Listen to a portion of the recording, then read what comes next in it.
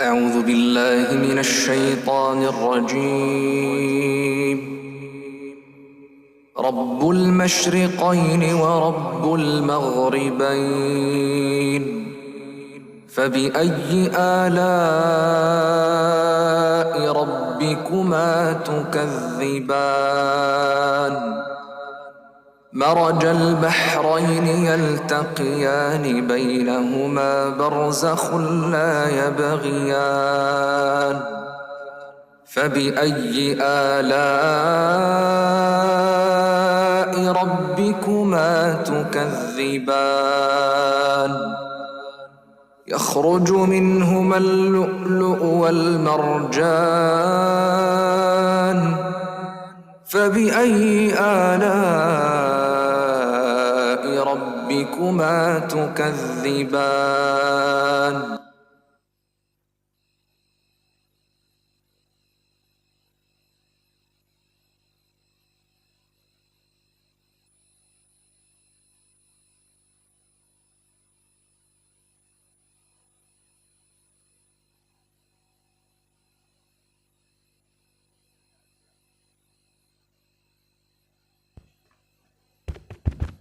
ضيوفنا الأعزاء، يسعدنا أن نرحب بكم في حفل افتتاح مؤتمر الدولي الثاني في الحوسبة وتحليل البيانات الذي تنظمه جامعة التقنية والعلوم التطبيقية. نحن في الجامعة ملتزمون بالحفاظ على سلامتكم. نود أن نلفت انتباهكم إلى بعض التعليمات الهامة التي يجب اتباعها في مجال الأمن والسلامة. في حال سماع جرس الإنذار يرجى التوقف عن العمل فوراً والتوجه إلى أقرب نقطة للتجمع، حيث توجد نقطتا تجمع على جانبي هذا المبنى. استخدموا أحد مخارج الطوارئ الثلاثة المتوفرة في المبنى، حتى يوجد مخرجين على الجانب ومخرج في الوسط. اتبعوا علامات الخروج الخضراء المضيئة باللون الأخضر لضمان الوصول الآمن.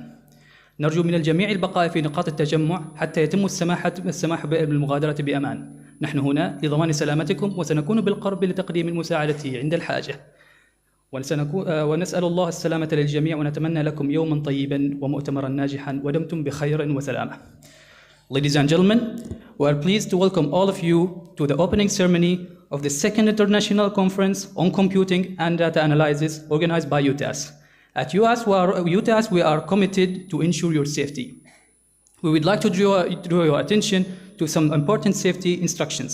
In case you hear the fire alarm, please stop all activities immediately and proceed to the nearest assembly point. There are two assembly points located in this building on either sides.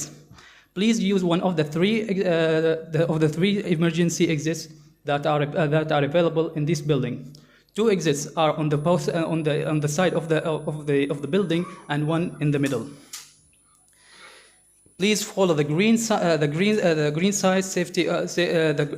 signs of emergency exits for safe evacuation. We're kindly asking everyone to remain at the assembly point until the permission is given to leave safely. We are here to ensure your safety, and we will be nearby to provide assistance if needed. Finally, wish everyone a safety and well-being, and hope you all having a good day and a successful conference. Stay safe and well. Thank you so much.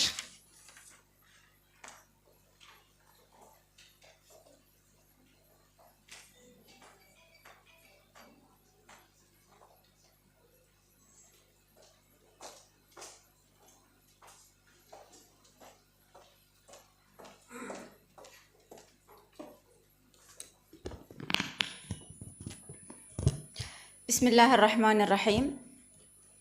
الحمد لله رب العالمين، وأفضل الصلاة والتسليم على سيدنا محمد وعلى آله وصحبه أجمعين. أهلا بكم في أرض التاريخ والزمان، وأرض الحضارة والإنسان، وأرض الكرم والإحسان، وأرض المجد والسلام. أهلا بكم في عمان التسامح، عمان القوة، عمان الإنسان، عمان المجد والمحبة. أهلا وسهلا بكم في رحاب سلطنة عمان. On behalf of the University of Technology and Applied Sciences at Shnas branch, we would like to extend a warm welcome to our esteemed patron, His Excellency Sheikh Sba' bin Hamdan al-Saadi, Secretary General of the Secretariat General for National Celebrations. His Excellency, the Vice Chancellor of UTAS, Dr. Saeed bin Hamad al-Rubai, Their Excellencies, distinguished speakers, our represented guests from the government and private institutions, ladies and gentlemen, good morning. It's our great pleasure to welcome you all to the second International Conference on Computing and Data Analytics 2024, organized by the University of Technology and Applied Sciences under the patronage of College of Computing and Information Sciences, Department of Information Technology, Shnas branch. This conference brings together experts, academics, and industry leaders to discuss the latest advancement in computing and data analytics, to provide a valuable platform for sharing knowledge, fostering collaboration, and exploring innovative solutions that can advance research and innovation in computing and data analytics. In this year, we are focusing on critical areas in today's rapidly evolving technological landscape, including cybersecurity and data privacy, artificial intelligence and soft computing, AI ethics in practice, software engineering, and information systems. Within these 2 days, we'll explore important topics, examine groundbreaking research, and engage in discussions that highlight the power of data analytics and AI in advancing technological innovation, while addressing the ethical and security challenges that arise in these rapidly evolving fields. I encourage all of you to actively participate in the session, ask questions, and connect with fellow attendees. Without further ado, I'd like to invite Dr. Ahmed bin Abdullah al-Blushi, Assistant Vice Chancellor of UTAS Shnas, to officially open the conference and share a few words with us. Please join me in welcoming Dr. Ahmed bin Abdullah al-Blushi.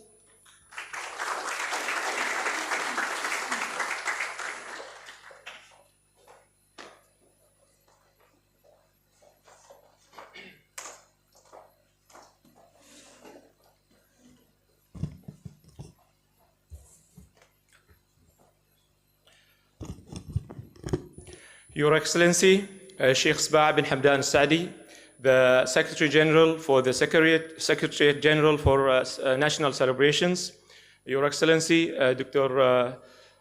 Saeed bin Hamad al-Rubai, the University of Technology and Applied Sciences Vice Chancellor, our distinguished speakers and respected guests. Assalamu alaikum wa rahmatullahi wa barakatuh. It is my pleasure to welcome you all to the second International Conference on Computing and Data Analytics at the University of Technology and Applied Sciences, Shnas. The conference, which gathers the minds of the top leaders in artificial intelligence, data analytics, and computing, is a testament to our shared commitment to advancing knowledge, fostering innovation, and driving an impactful change in a rapidly changing technological landscape. This year, the conference has achieved remarkable participation, demonstrating the global interest and collaboration in the field of computing and data analytics. Out of 286 submitted papers that we received, we accepted 136 papers, with 118 papers which will be prepared for publication and presentation throughout the 2 days of the conference. We are honored to have participants from more than 11 countries represented at this conference, underscoring the truly international nature of this conference.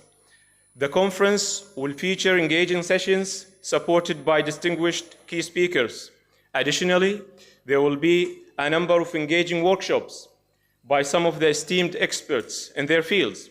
The workshops will provide a valuable hands-on experience to participants. As we embark on the discussion and exchanges that define the conference, we do so in alignment with Oman Vision 2040, a bold and forward-looking vision that positions Oman at the hub of knowledge, innovation, and sustainable growth. As one of the largest, or in fact, as the largest university in Oman, the University of Technology and Applied Sciences is dedicated to supporting Oman Vision 2040. Here, let me take a moment to extend my deepest gratitude to the organizing committees for their dedication and vision in making this conference possible. Also, I would like to thank our esteemed speakers and workshop leaders. In addition, I would like to thank our strategic partner, Oman Chamber for Commerce and Industry North Al-Batina, for their contribution. Also, I would like to thank our sponsors, and I would like to thank each and every one of you attending this conference and to make this conference a successful one. For sure, your participation will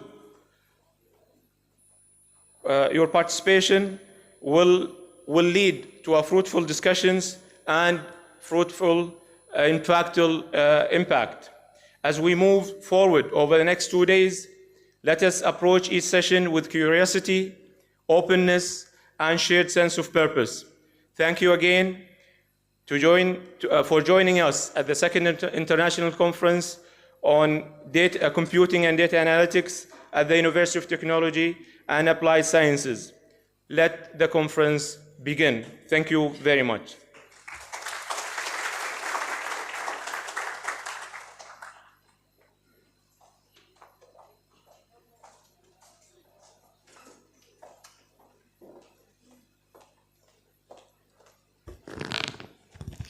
Thank you, Dr. Ahmed, for the remarkable speech. The University of Technology and Applied Sciences is honored to collaborate with the Institute of Electrical and Electronics Engineers, IEEE. All accepted and presented papers in this conference will be recommended for indexing in IEEE Explore, where they will receive a unique DOI for easily referencing and increased accessibility within the global research community. This partnership reflects our commitment to promoting high-quality research and supporting knowledge sharing in the field. It's our pleasure to welcome Dr. Ahmed bin Saeed Saleh Al-Ma'shari, Chairman of IEEE Oman Section, to deliver his welcome speech.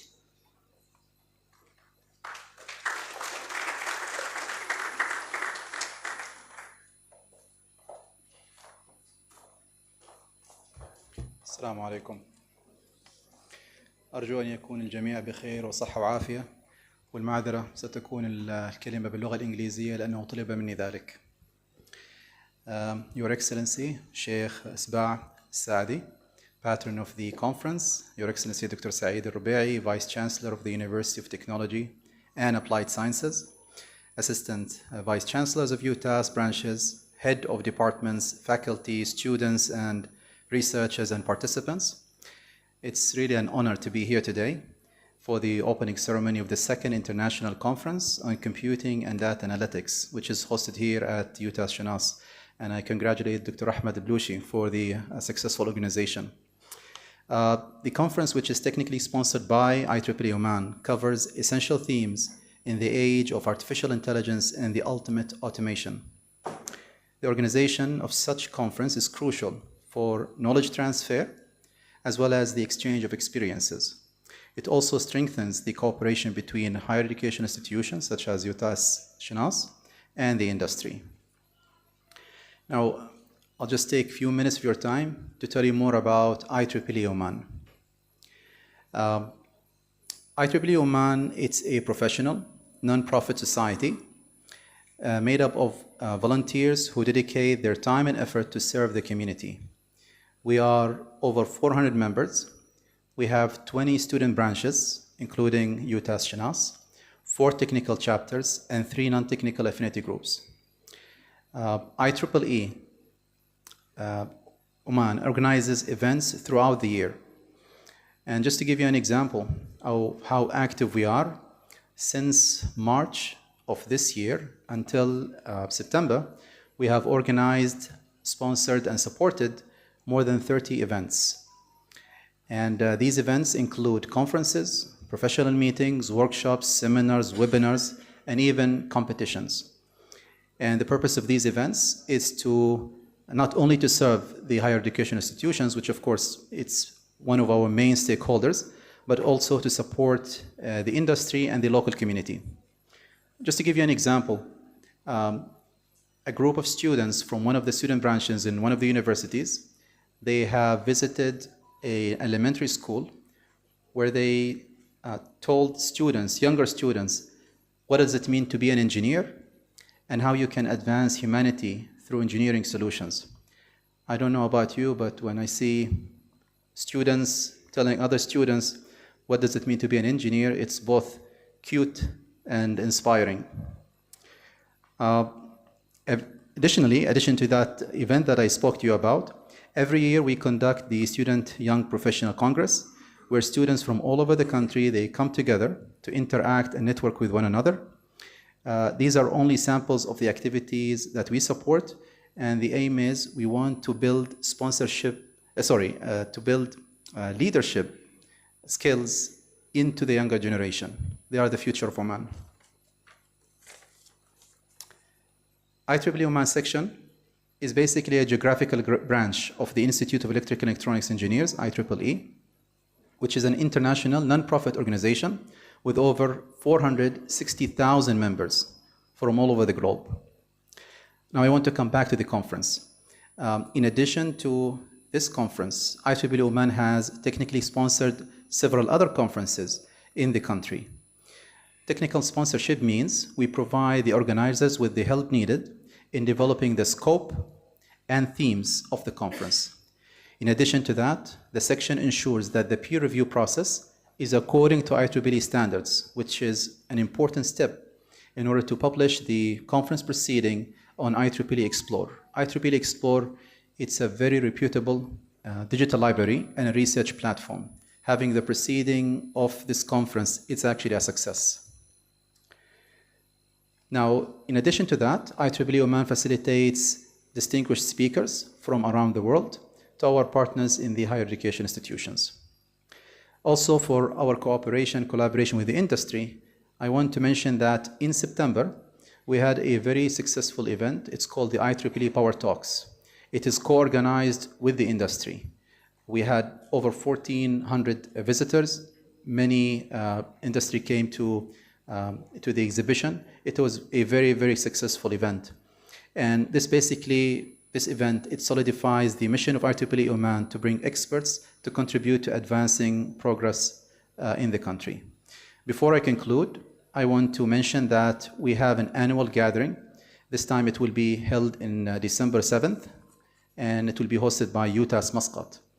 And we will have several events over there, including a panel discussion by experts from the industry and the announcement of the winners of the IEEE Oman Best Paper Award. And you are all invited to attend this annual gathering. Thank you all and enjoy the event. Assalamu alaikum.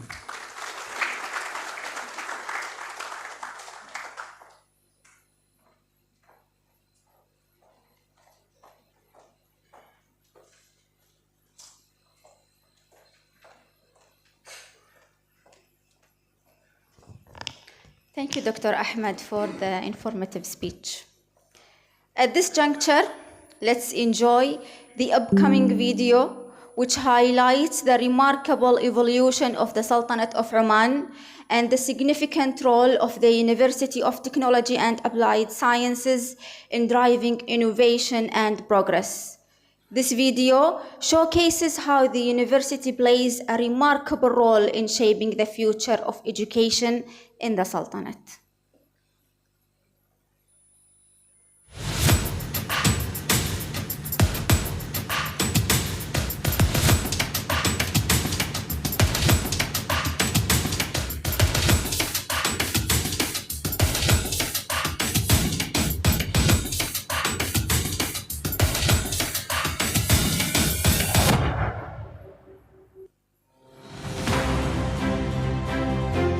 Welcome to Oman, a hidden gem nestled on the southeastern coast of the Arabian Peninsula. It is strategically located at the crossroads of Europe, Asia, and Africa, is a fascinating blend of tradition and modernization, with its stunning landscapes, rich history, and vibrant culture.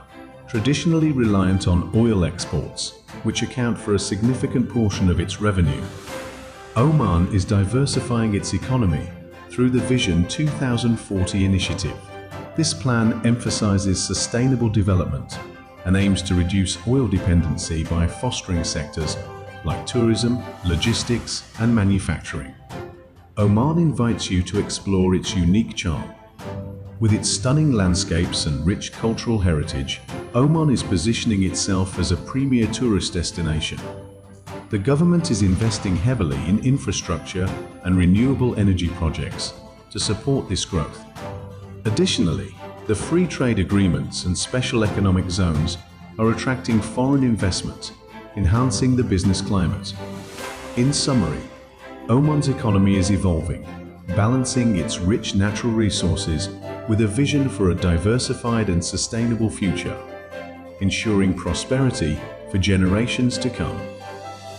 ستجد العناية التي تستحق، وأن الاهتمام بقطاع التعليم بمختلف أنواعه ومستوياته، وتوفير البيئة الداعمة والمحفزة للبحث العلمي والابتكار سوف يكون في سلم أولوياتنا الوطنية، وسنمده بكافة أسباب التمكين باعتباره الأساس الذي من خلاله سيتمكن أبناؤنا من الإسهام في بناء متطلبات المرحلة المقبلة. By virtue of the Royal Decree 76/2020, the former Colleges of Technology, the former Colleges of Applied Sciences, CAS, and the former Rustadt College of Education were merged under a single umbrella to form a university, thus the establishment of a branch-based higher education institution, HEI, called the University of Technology and Applied Sciences, UTAS, on January 2020. Such merging is motivated by the Oman Vision 2040, with focus on the National Strategy for Education 2040, Scientific Research Strategy, and the Innovation Strategy, keeping abreast with the modern challenges, priorities, and needs. With the increasing number of students, the University of Technology and Applied Sciences has emerged as the largest university in the Sultanate of Oman.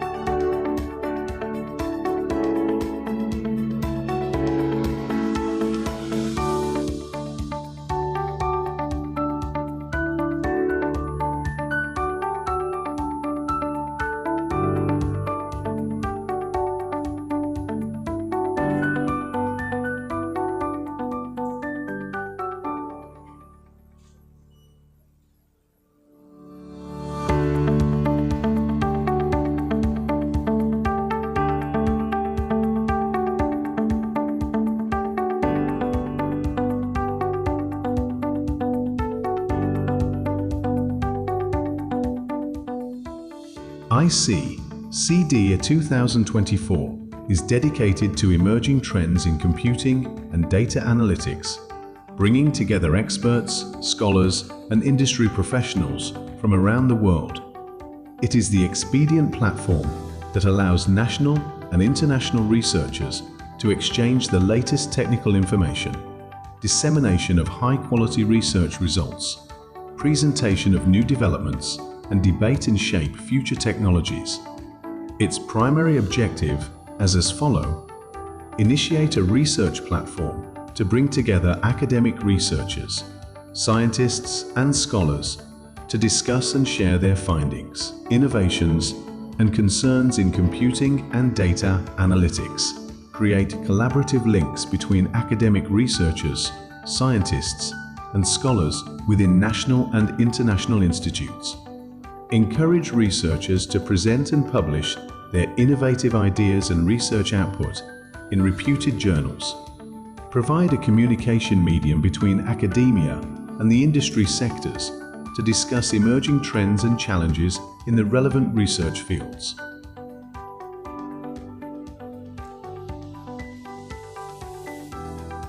أقيم بولاية الصحار حفل تكريم الفائزين في مسابقة تحدي عمان لإنترنت الأشياء والذكاء الاصطناعي في نسختها الرابعة التي تنظمها جامعة التقنية والعلوم التطبيقية بشناص. تحت شعار صياغة الغد قوة التحول والتواصل، اختتمت مسابقة تحدي عمان لإنترنت في أكتوبر القادم في دولة الإمارات العربية المتحدة في دبي تحديداً. يعني عودة لهذه المسابقة أيضاً لو نتحدث بشكل سريع للمشاهد المراحل وصولاً إلى التقييم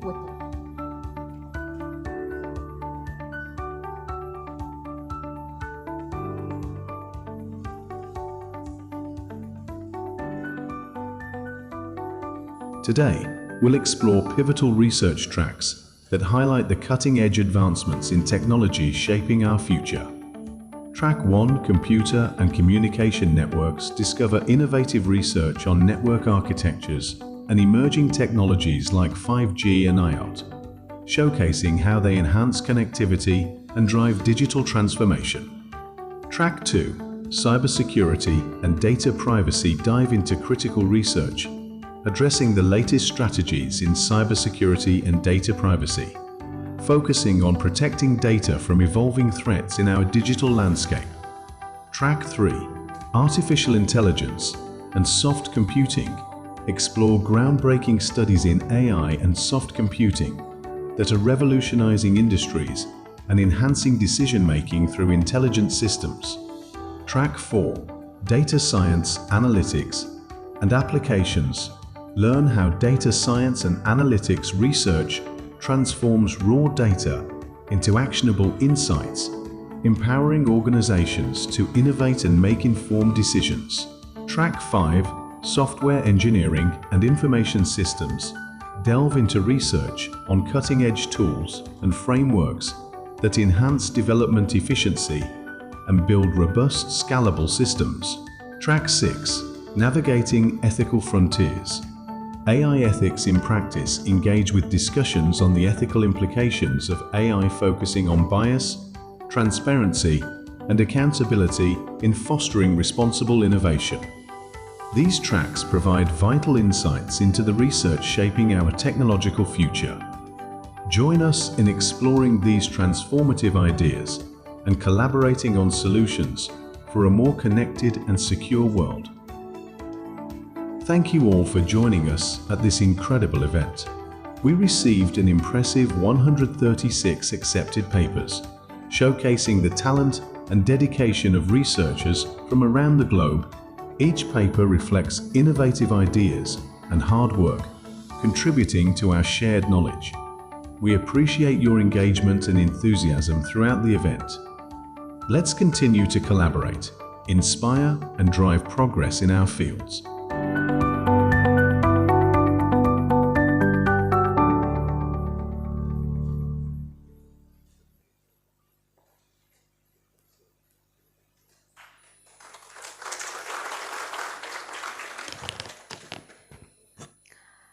Our first keynote speaker grew up in the upstate New York and completed his bachelor's degree in electrical engineering from the United States Air Force Academy.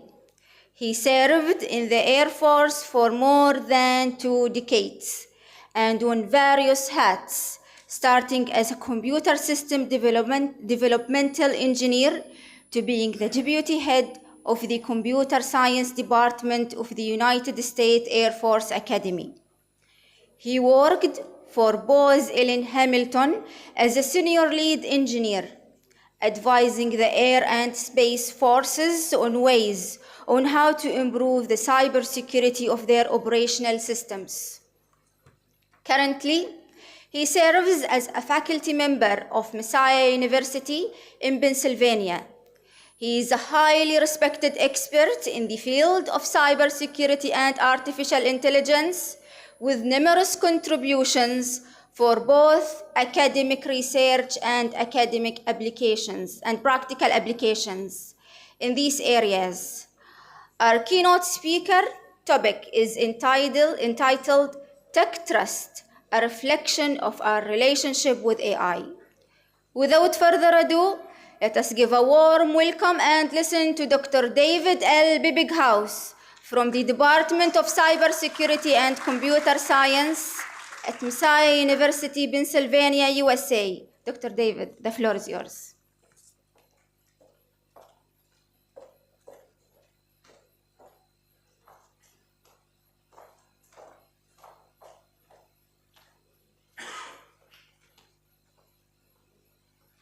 Thank you.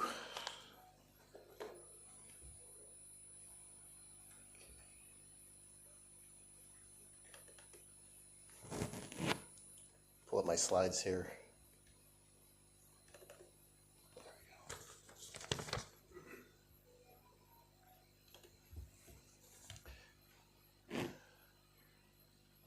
Distinguished guests, faculty members of the university, students, colleagues, I want to thank you for the privilege of being able to come and speak to you this morning.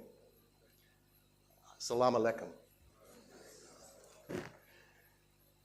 This is one of those experiences that I sometimes wonder if I had a time machine and I could go back to myself as a young boy in upstate New York in the 1970s and 1980s.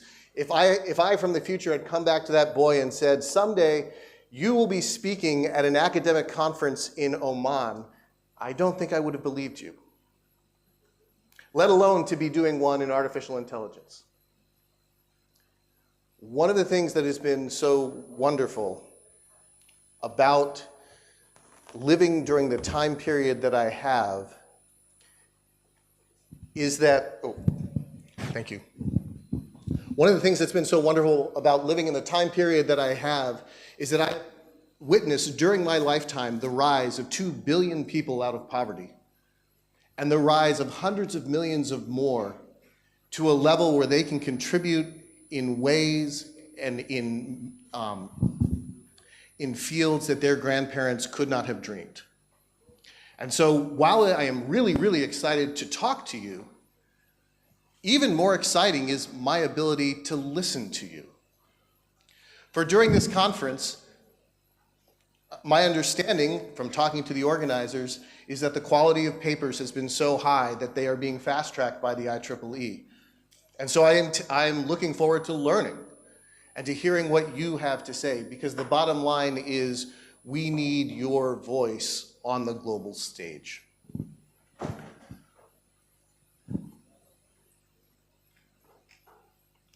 I wanted to start with a discussion from an American author, Ray Kurzweil, in his book, The Singularity is Near.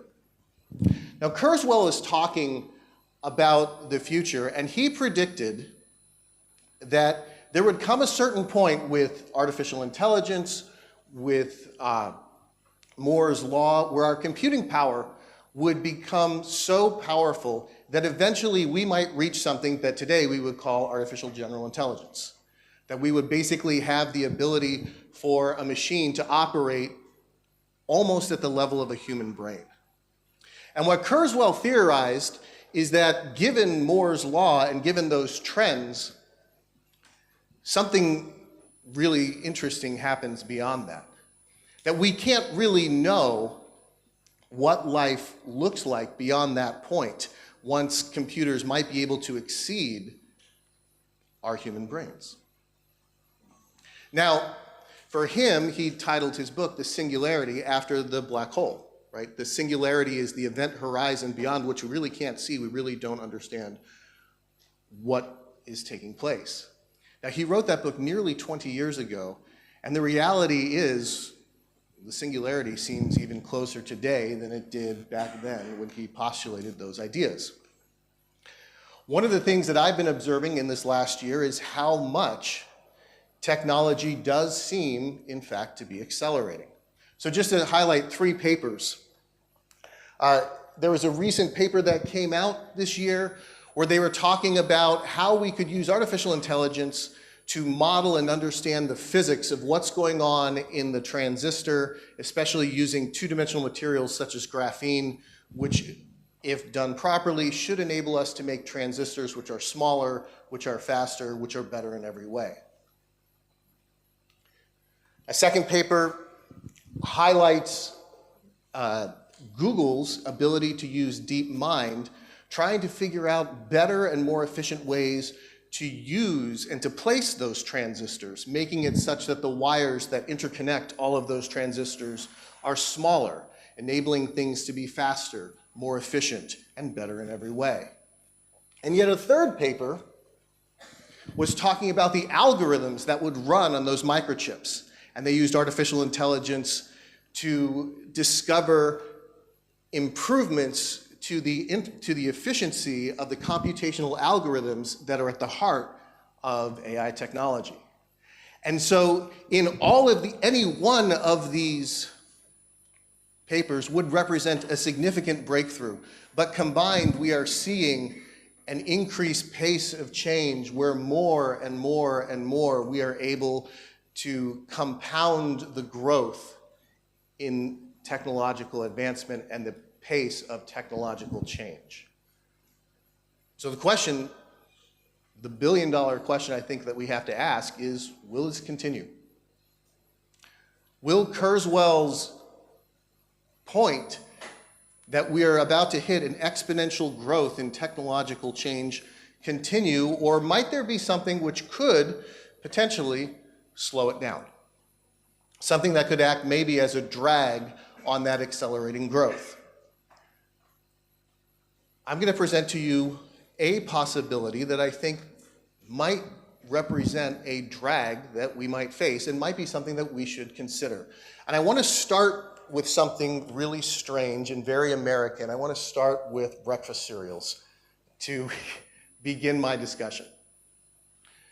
These were the cereals that I grew up with. If you go to any American grocery store, there's probably an aisle filled with these breakfast cereals. It's a very distinctly American food. It's weird. It's way too sweet. It's not particularly good for you, but the kids absolutely love it. And because I grew up in the 80s, we didn't have smartphones at the breakfast table, and so we pretty much had to read the cereal boxes, because on the back the cereal companies would publish puzzles and mazes and games and such. And since I had nothing better to read, yeah, it worked. But one of the things I noticed on those breakfast cereals, all of them, had these little lines where they were talking about the vitamins and minerals that the breakfast cereals included. And it usually had some phrase that said something like, fortified with vitamins and minerals. And I thought, oh, that's nice. You know, I'm very glad that the cereal company people thought so much of me that they wanted to fortify my breakfast cereals with essential vitamins and minerals. That sounds wonderful.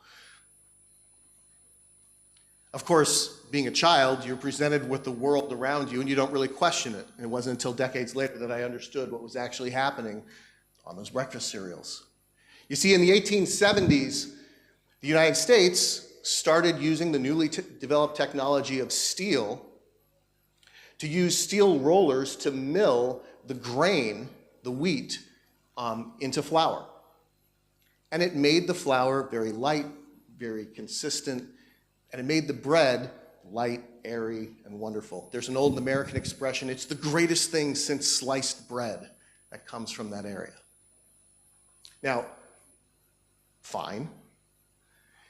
The bread tastes wonderful, except for the fact that 20 years later, they noticed people started getting sick. Because it turns out when they used that new technology to make the bread taste better, they also got rid of 90% of the nutrients that we needed to sustain ourselves. And so decades later, they finally realized, well, they probably need to, in 1941, fortify that bread with vitamins and minerals. Now, what I want to point out to you is that we started refining flour with steel rollers in 1870. We finally figured out how to fortify the bread in 1941. It was a gap of almost 70 years. 70 years that it took from the time we employed a new technology till the time we were able to use it well. Now let's take another example, the automobile. From what I can tell in my short time in this country, you seem to like automobiles as much as we Americans, right? And if you look at the automobile, one of the things you quickly notice is that it's an amazing collection of safety features, right? The automobile was created in the early 1900s, and there are literally dozens of features that we now put into our automobiles that keep us safe. But again, I want to point out to you the gap in time from the time the automobile was created to the time that we actually started putting the safety features into our cars. So for example,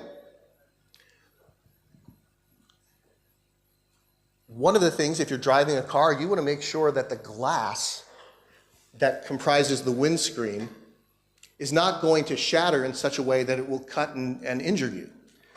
And so very shortly after the automobile was created, an inventor quickly figured out in 1904 how to build laminated safety glass. But that technology was not actually mandated, was not actually used till 1934, 30 years later. When you build a car, the obvious thing that everybody thought they should do is make the car's frame as strongly as possible. Why would you make it anything else? But then 60 years later, in 1959, the Mercedes-Benz company realized, no, that's wrong. You need to make the frame in such a way that there are intentional weak spots so that the car will crush and protect the occupants of that car from serious harm. The technology to do that would have been possible in the early 1900s. It would take almost 60 years for us to learn how to use the technology appropriately and how to build the car in such a way that we protect the occupants. And finally, the seatbelt. The seatbelt was actually invented before automobiles. But it wouldn't be mandated in automobiles until 1961. And it wouldn't be until the 1980s in the United States that there were laws that required people to actually wear their seatbelts, a move that would save over 360,000 lives. Now, when we look at the automobile, again, in the United States alone, during my lifetime alone, 2 million people have died in automobile accidents. When we look at the global numbers, that means the number of people killed by automobiles ranks up there with among the most devastating and worst wars we have records of in history. Okay. So there's this pattern that it seems to be, and I'll give you one final example, and that is the smartphone. I want to start to think about how we have our relationship with technology, and I want to consider what I'm going to call the benefits to harm ratio, right? When I have a technology, we all know that some technologies, we use them because they're good for us. They provide some benefit to us. And most of us intuitively know that those benefits also come with costs, right? And initially, the technology comes out and it's incredible, right? We love it. The first time I saw the smartphone in 2007, you look at it and you're like, wow, this is unbelievable. But that was 17 years ago. And what has happened since then is that most of us have experienced a perception that, well, the smartphone is good, but it's actually having some challenges. I know being a parent with children, that smartphone actually has a lot of costs. I was recently at a going away dinner for a colleague of mine. This colleague, extremely well educated, extremely capable. His spouse, who was also there, she was extremely impressive in her own right.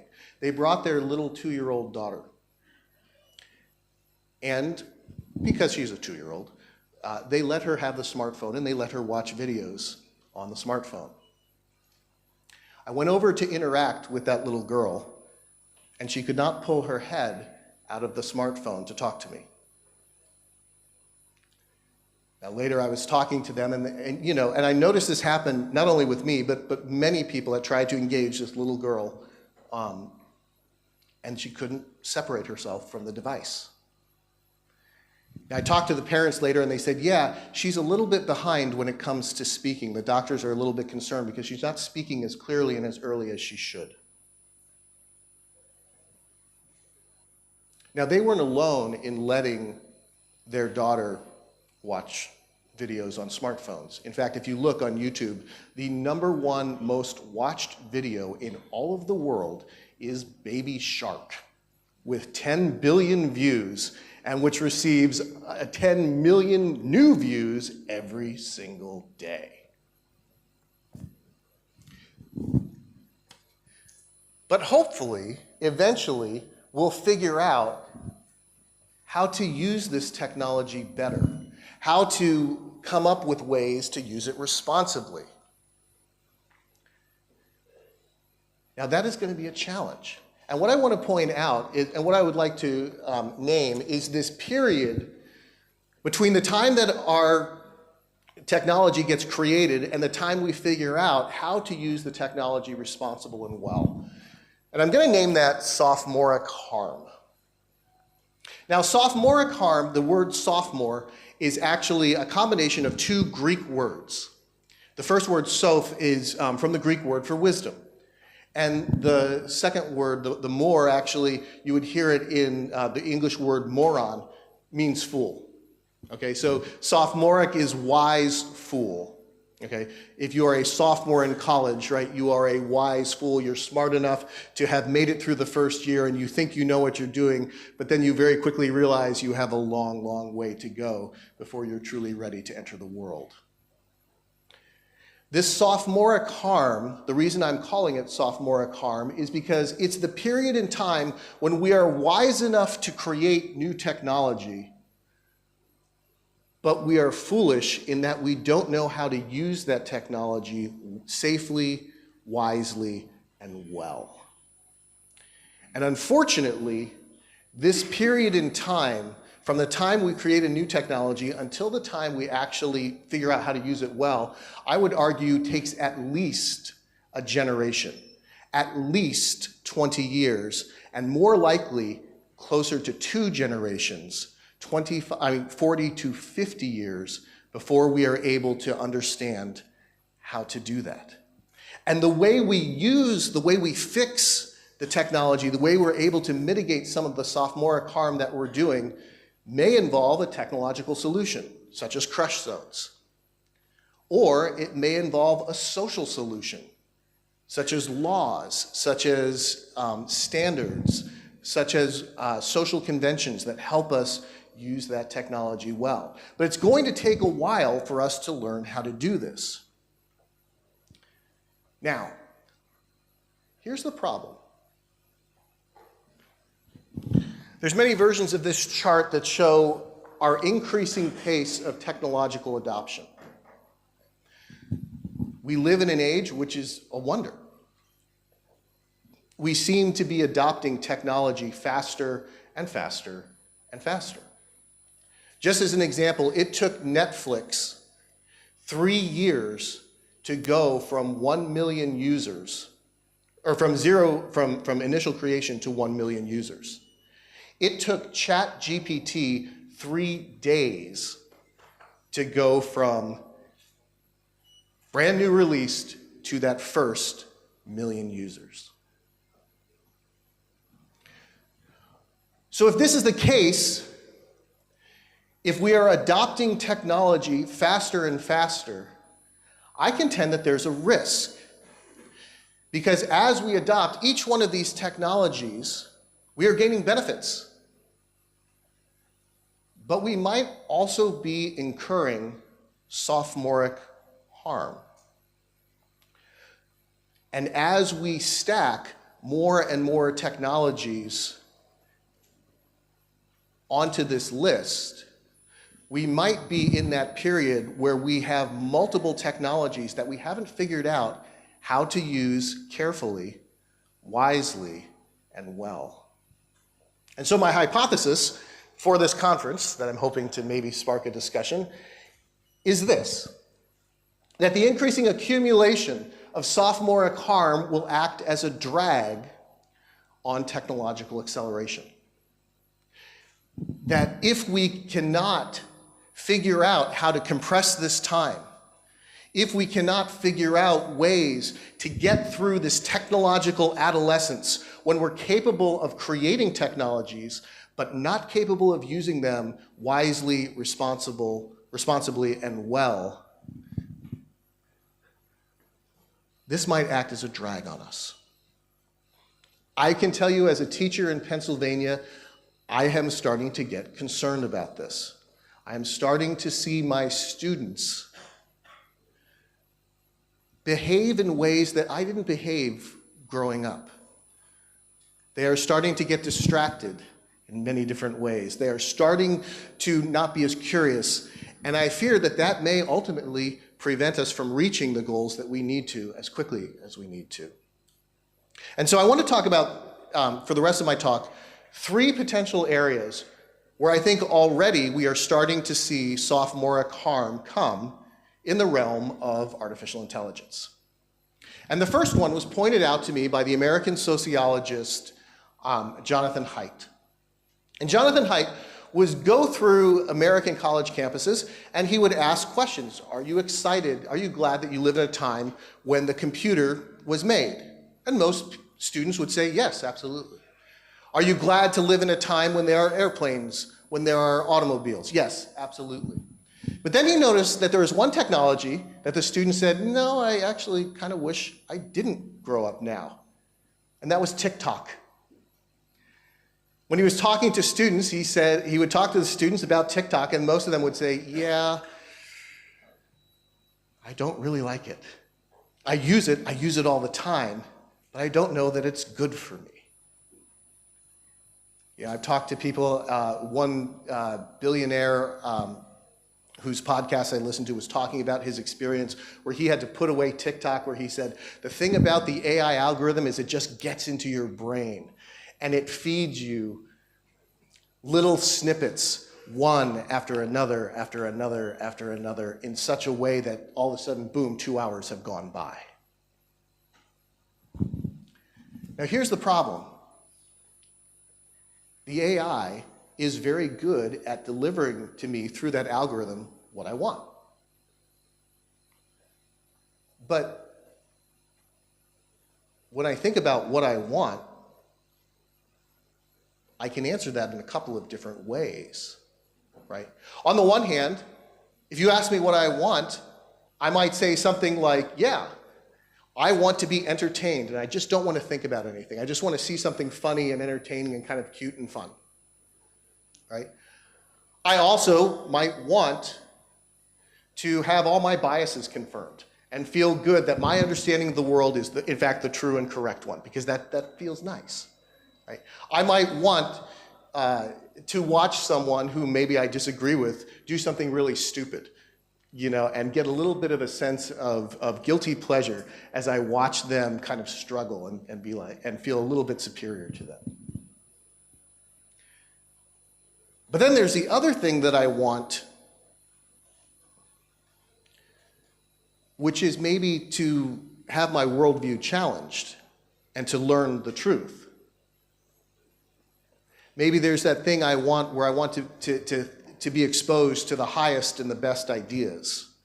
Maybe there's that thing that I want where I want to actually be encouraged to take risks and to try something difficult.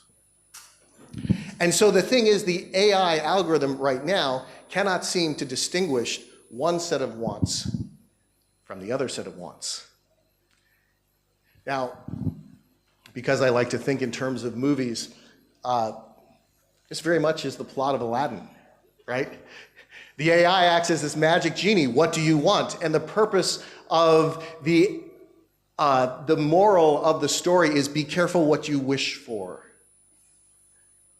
And what I have seen in my own life, in my own relationship with technology, is that I'm not always careful what I wish for when I engage with technology.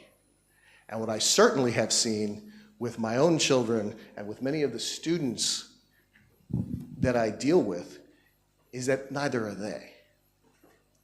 And one of the things at the beginning of a semester that I'm trying very hard to emphasize to my own students is that the reality of the situation is I can take all the millions of photos and videos and memes that are uploaded every single day onto the World Wide Web.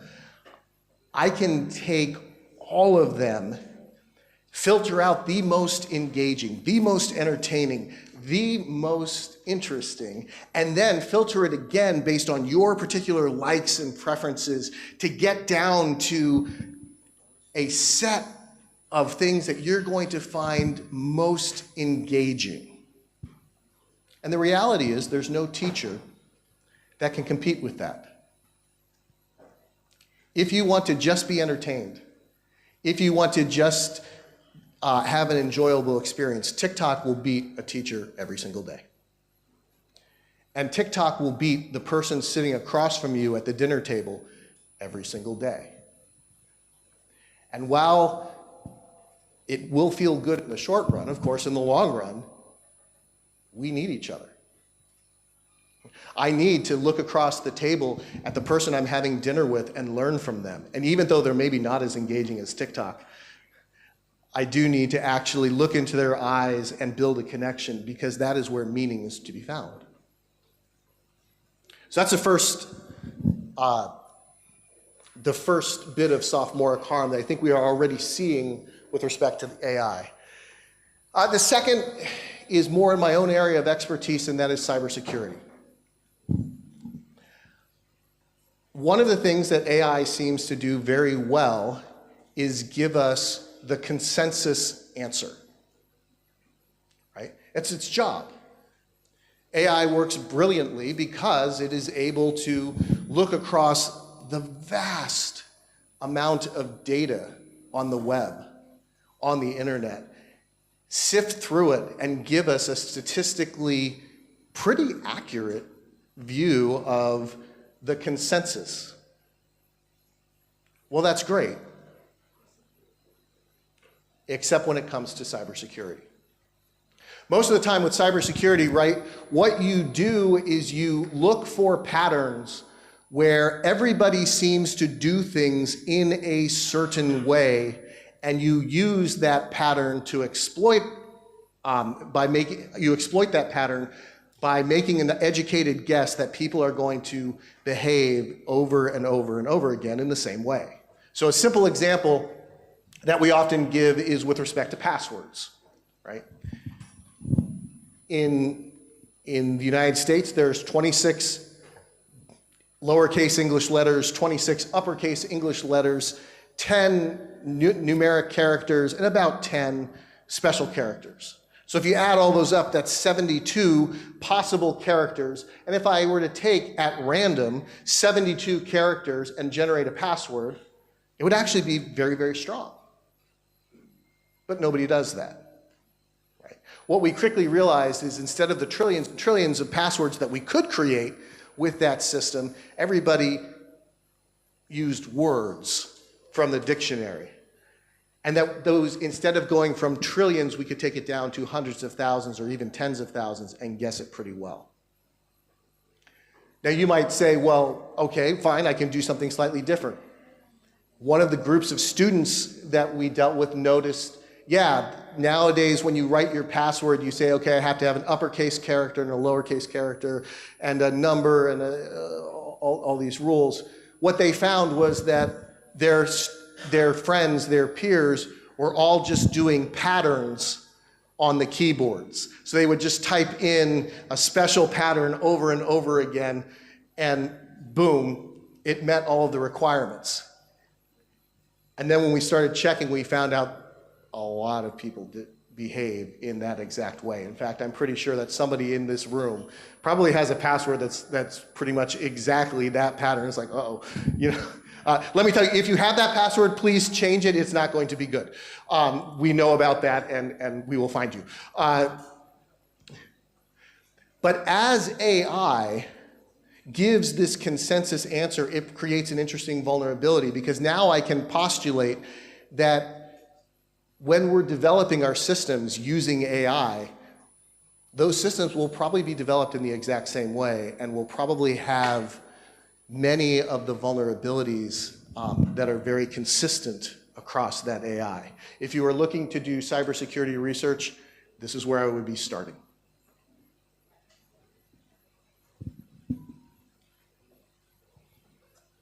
And so the final thing I want to talk about, the final sophomoric harm that I think we're starting to see, dates from a creative writing course, or creative writing assignment that I give to my students. Now you might say, why in the world would a computer science professor give computer science students a course on creative writing? What good would that possibly do? Well, there's a reason. It actually comes from the Intel Corporation. You see, the Intel Corporation, it takes them 10 years from the time they get an idea until the time that a new feature that they want to add to their microchips actually makes it into production and finds its way into the computers that you and I would use every day. 10 years. And as they will tell you, a lot can change in 10 years. So if you're going to make these multi-billion-dollar bets, how do you get it right? Well, they developed a process, and when I was at the Air Force Academy, they actually decided to share that process with us for us to use, and I'm going to share it with you now. They said what they did is they would bring together experts from all over the world, and they would say, here's the trends. This is the environment that we're seeing. They would gather the people who could see, had the most interesting vision, and say, these are the things that we think will be important 10 years from now based on the trends that we're seeing, and they would listen to a whole bunch of experts. And then they would start to consider, okay, do we add this new feature or not? But the way they would add it is they would start writing stories to each other. They would actually do creative writing. They would call it sci-fi prototyping. So they would actually think, what would the world look like if this technology actually came into existence? And they would write it down. And they would share those stories with each other, and they would tell those stories, and they would start to separate those stories into, here's a bunch of stories which, if they came to pass, would be great. I would be completely happy to live in that world. And then at the same time, they would also write stories where they would say, well, here's a bunch of stories that if those stories came to pass, I would most definitely not want to live in that world. And it was a chance for them to explore the implications of those new features, of that new technology, and to start to think through, how could this technology be used well, and how could it be abused? And then from there, their final step was something called backcasting, right? It's the opposite of forecasting, where they would say, okay, how can we make the good stories more likely to occur and the bad stories less likely to occur? How can we backcast and think about the steps that would make those good stories more likely to occur? And once they had gone through that process, then they felt like they were ready to add that new feature into their microchip development pipeline. So I tried it. I gave that assignment to my students. I asked my students to think about a new technology with AI and let them write. And so they did. And I was completely disappointed by the results. Because usually what the students came back is they said, the AI does all the hard work for me, and now my life is easy and wonderful, the end. And I thought, really? Is that really the world that you want to live in? because I think I've seen that movie. It looks like this.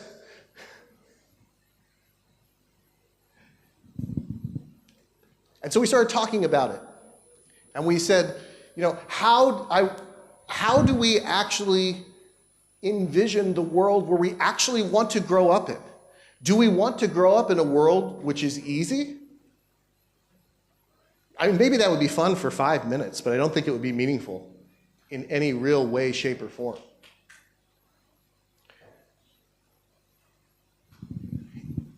What we started to ask them was, how can we find meaning? And this is a concept I borrowed from the Harvard sociologist Charles Murray. He said, look, meaning is found really only in 4 places: in faith, in family, in vocation, and community. And in all 4 of those areas, the human experience is that those are risky. You can fail at every single one of them. And that if you're going to have a life filled with meaning and purpose, you will need to take risk. Now, what's interesting is you compare, so let's talk about risk for a second. One of my former bosses, she is now the vice president of the largest consulting firm in the United States. She does technical consulting, and I learned a lot from her. She's a brilliant, brilliant woman. She actually reached out to me yesterday, and we had a little exchange, and I got to tell her that I have the privilege of being able to present here. But what Holly mentioned was, she said now that she's getting up to this, to be a vice president of this multi-billion-dollar company, she said, look, my job at this very, very senior level of management is to manage risk. I want to make sure that for my company, we are producing as much profit as possible with the least amount of risk. That's her job. That's her whole job. That's her whole perspective, is trying to make sure that we minimize risk. Which is great, right? Like, it makes sense for her to do that. And the company is very profitable and very successful and wonderful. But when you look at Google, for example, I think there might be a mismatch between what the people making the AI wants to provide to us and what we, the consumers of the AI, might need. You see, Google has something called the Trust and Safety Agency, right? And they are trying to make sure that we would trust their AI, but also that we use it in a safe way. And while I certainly want AI to be used safely, I don't know that that's the full story. Again, going back to WALL-E, the AI there was very, very concerned about the safety of its passengers, but not concerned with letting them live and letting them have those meaningful experiences. And so,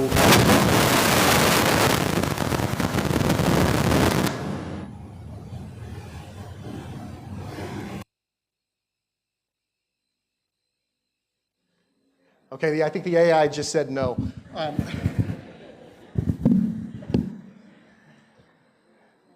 So the challenge is going to be for us,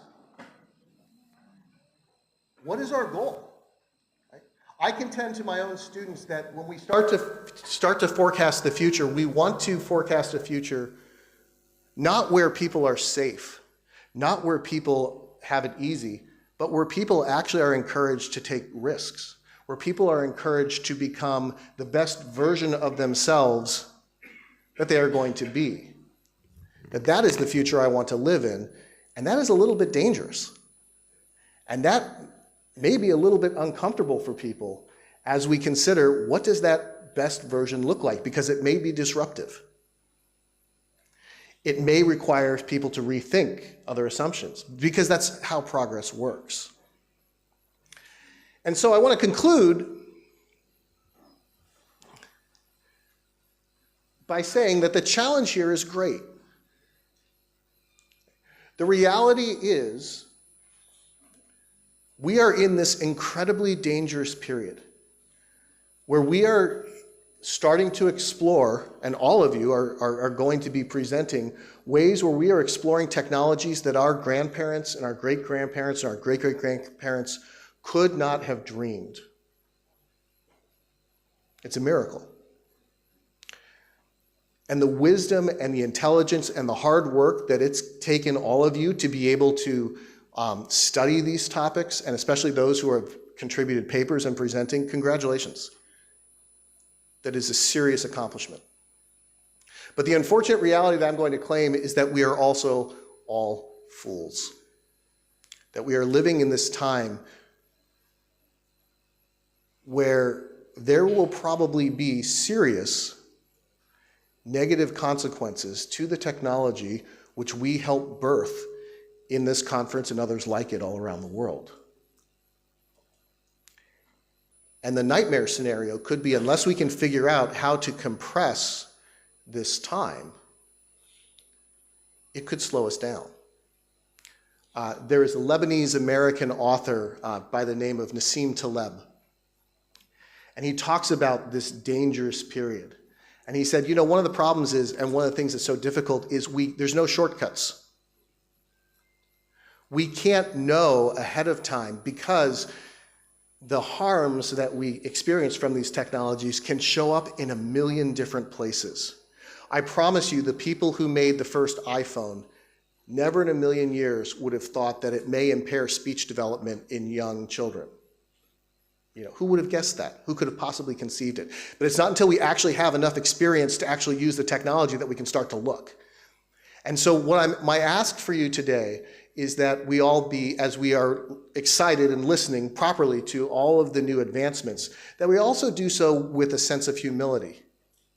That we will need to learn and to look outside of just the narrow scope of our field, but look at the larger impacts of this technology so that we learn how to wield this technology wisely, carefully, and well.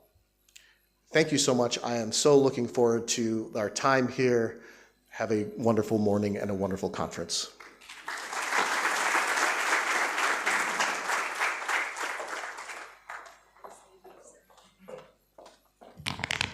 We would like to thank Dr. David for his interesting and thought-provoking talk today. I believe we have learned so much from his talk today.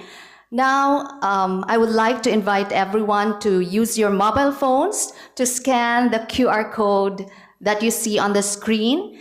This is where you can ask your questions regarding his talk.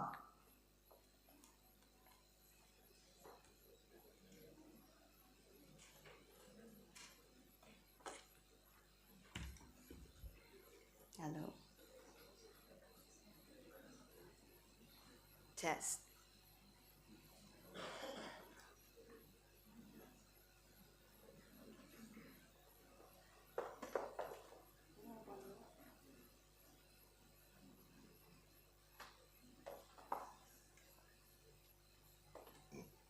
Hello.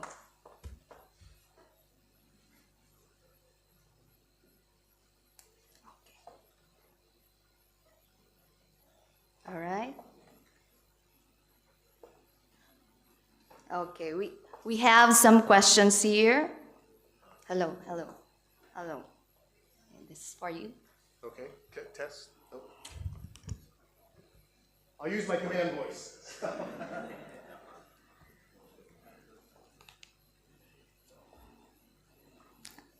All right, we have some questions here. All right, so first question. How can the accumulation of sophomoric harm be measured or identified within technological development? That is a great question. And the short answer is, you know, when I was contemplating the keynote, I wanted to ask a big question, which quite frankly, I don't yet have an answer to. I think that is probably one of the things, my hope is, as we said, that we would spark a conversation. And one of those conversations is, I think we need to find a way to measure it. It is a phenomenon that we see. I don't think it is widely measurable yet. But that's a great question. Thank you. Yeah, sorry, sir. All right, another question here. What role do you see for teachers in an AI-enhanced classroom? How can AI complement teachers' efforts rather than replace them? Maybe I think this is from your own experience. You can share it with us, sir. Yeah, so I want to tell you my favorite AI story where a student of mine showed me an interesting way that AI could be used well. She came up and she actually wrote her, it's going in and out. She actually wrote her own version of an AI, and she was a huge Harry Potter fan. And so what she did is she had the AI take the notes that she had taken in class and explain it back to her as if it was Professor Dumbledore. And I thought, what a brilliantly fantastic insight, because she said, yeah, it helped her redigest the material in a way that was really well tailored to her. And so at its best, right, AI can help augment my blind spots as a teacher. Where I think, though, the teacher provides, is there something, there's a field, my wife just completed her master's in counseling. And there's something that we are just starting to look at. It is on the frontier of my knowledge called interpersonal neurobiology. And it turns out there's a lot of brain science that talks about how when we speak to each other, how when we communicate, how when we look somebody in the eye, that our brains actually shape each other. And that we are actually influenced by being around other people and by talking directly to other people. I'm not sure that the AI can provide that, and I'm not sure that we want the AI to provide that. And so as a teacher, I think that is ultimately, we're going to have to look at what can the teacher do that maximizes their humanness. Thank you, sir. And we have the last question. Do you foresee a shift in how students interact with AI tools over time? So I think we're in this transition period. You know, I can tell you most of the teachers that I work with are completely scared of AI because we do not want, here's the fear that I have as a teacher. I do not want my students to rob themselves of their education. So I had a student turn in a piece of code which was clearly written by AI. And I went through line by line and I said, okay, what does this line do? I don't know. What does this line do? I don't know. What does this line do? I don't know. And I said, we'll call him Nick. I said, Nick, let's talk about what your future is going to look like. Try number 3. Let's talk about what your future is going to look like. You cost tens of thousands of dollars if I hire you. An AI subscription would be, what, $30 a month? Mm-hmm. You have to show that you are more valuable than the AI, or else you're going to be fired, right? At this point, if I was your boss and you turned this into me and you didn't understand what you turned in, you're done. You're gone. I want to make sure that you become the best version of you that is possible, and that's going to mean transforming your brain. And how do we prevent? The fear is that AI provides the quick, easy shortcut that robs you of the ability to transform your brain and really gain the expertise to be able to evaluate the solutions that AI is providing you. From what I have seen, AI does a decent job at giving you the baseline answer, but it doesn't seem to give you the expert answer. It doesn't seem to, it makes mistakes. And so we need experienced people who can challenge what the AI is saying and evaluate what the AI is saying and make it better. The problem is there's now starting to emerge a gap where, as a student, the reality is the AI can do things better than you.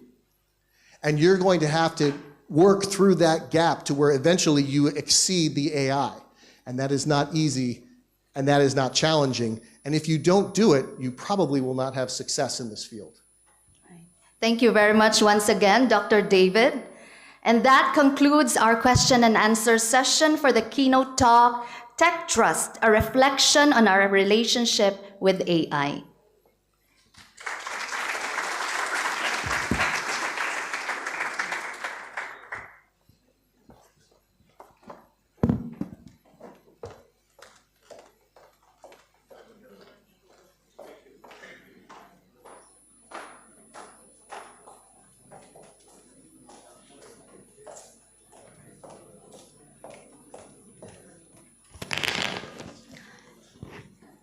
And now let's enjoy a presentation by our strategic partner, the Oman Chamber of Commerce and Industry, OCCI, based in Al Batna North Governorate, featuring inspiring success stories of entrepreneurs who have made a significant impact in our community.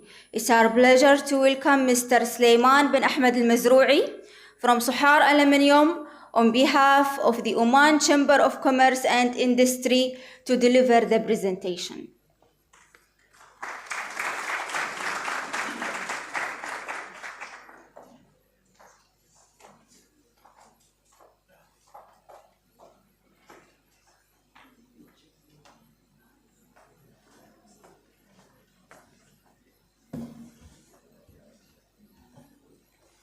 Assalamu alaikum wa rahmatullahi wa barakatuh. Good morning, ladies and gentlemen.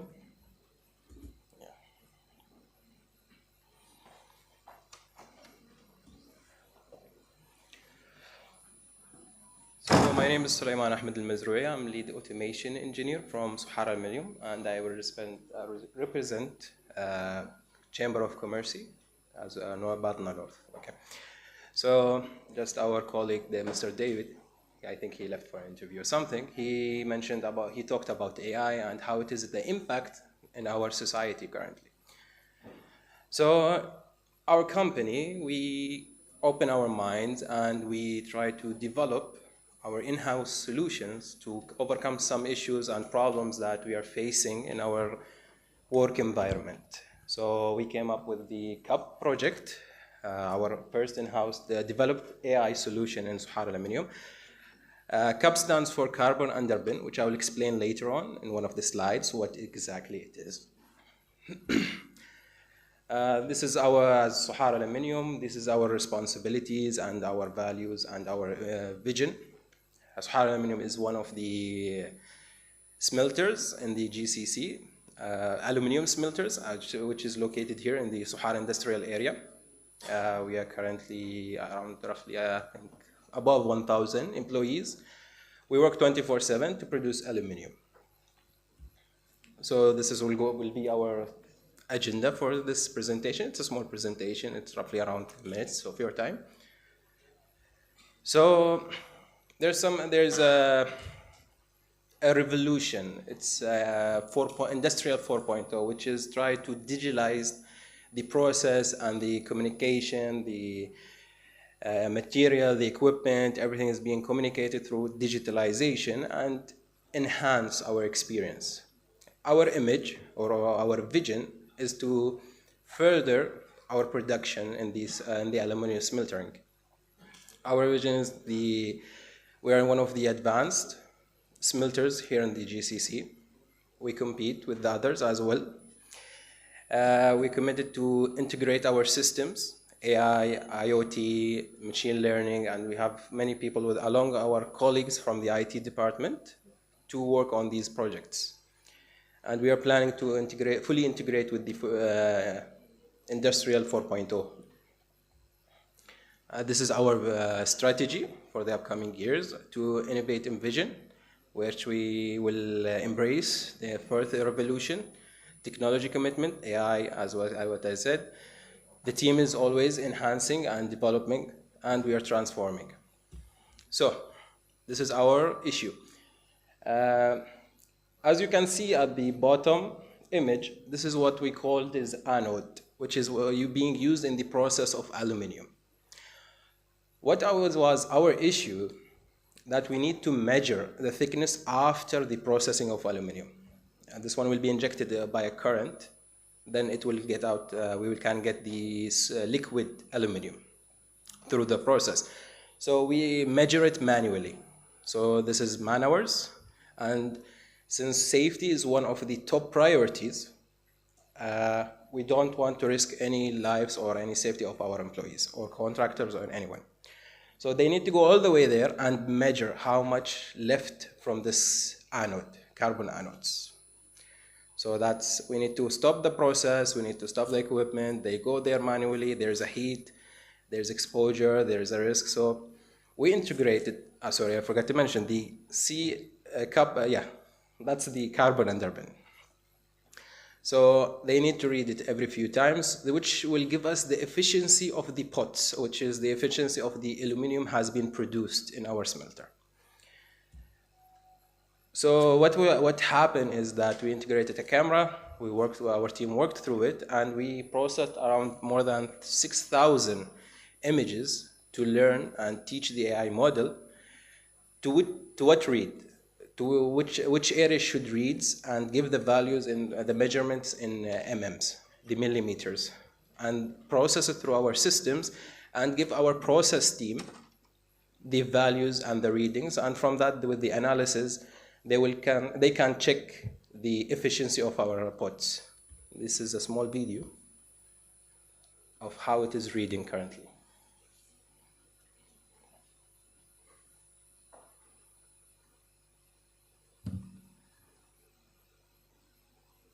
So it checks few points and processes the images.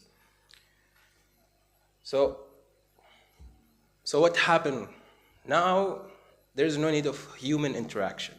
So our employees, our colleagues will be safe from the exposure of any environment hazard or anything, and which as well will save, which can give us more accurate reading, so we can process more than one. Usually before, they need to stop it and their work of 4 hours, they cannot take all the carbons, they cannot take for the measurement for everyone they come, because we have a lot of them processed, more than 15,000. So now with the camera, with the AI integration system, we are reading almost every individual carbon anode is processed, so which will give us more accurate reading. So what will be next for us? We already embraced and we are eager to improve our systems and integrate the AI with our few issues as well. So we need to keep our employees from harm. This is the major focus, is the safety, and even we can process it and enhance our performance in that. Thank you, ladies and gentlemen.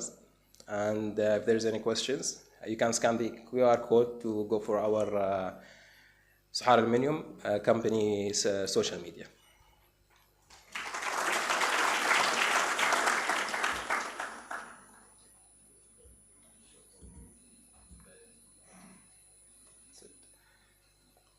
خلاص الظاهر. Thank you.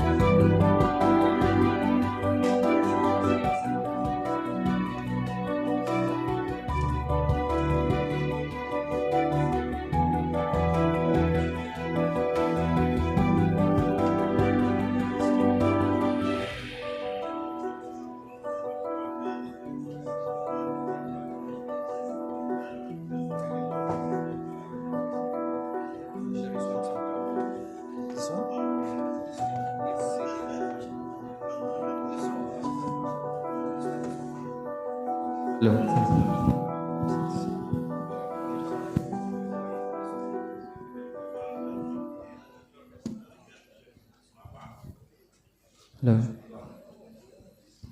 Yes.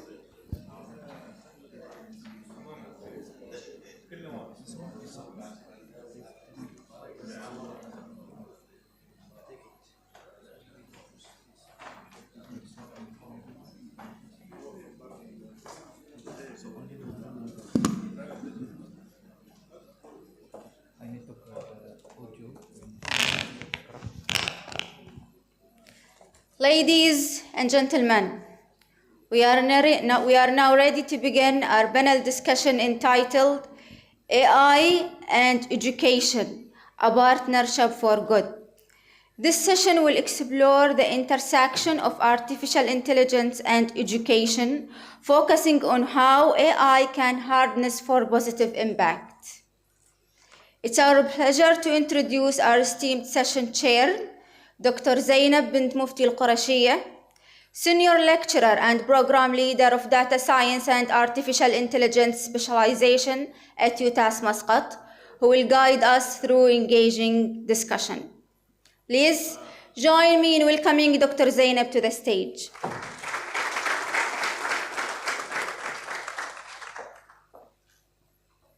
Also, I'd like to invite our distinguished speakers, Dr. David Elby Bighouse,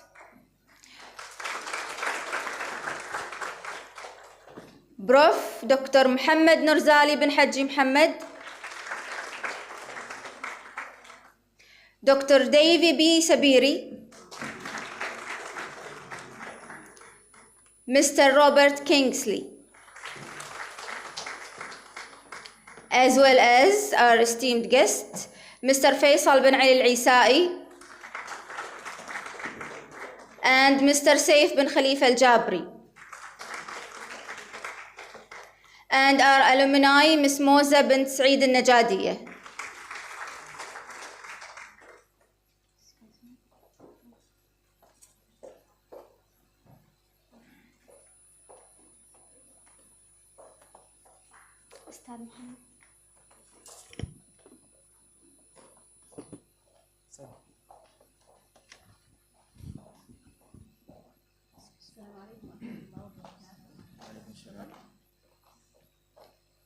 عليكم ورحمة الله وبركاته.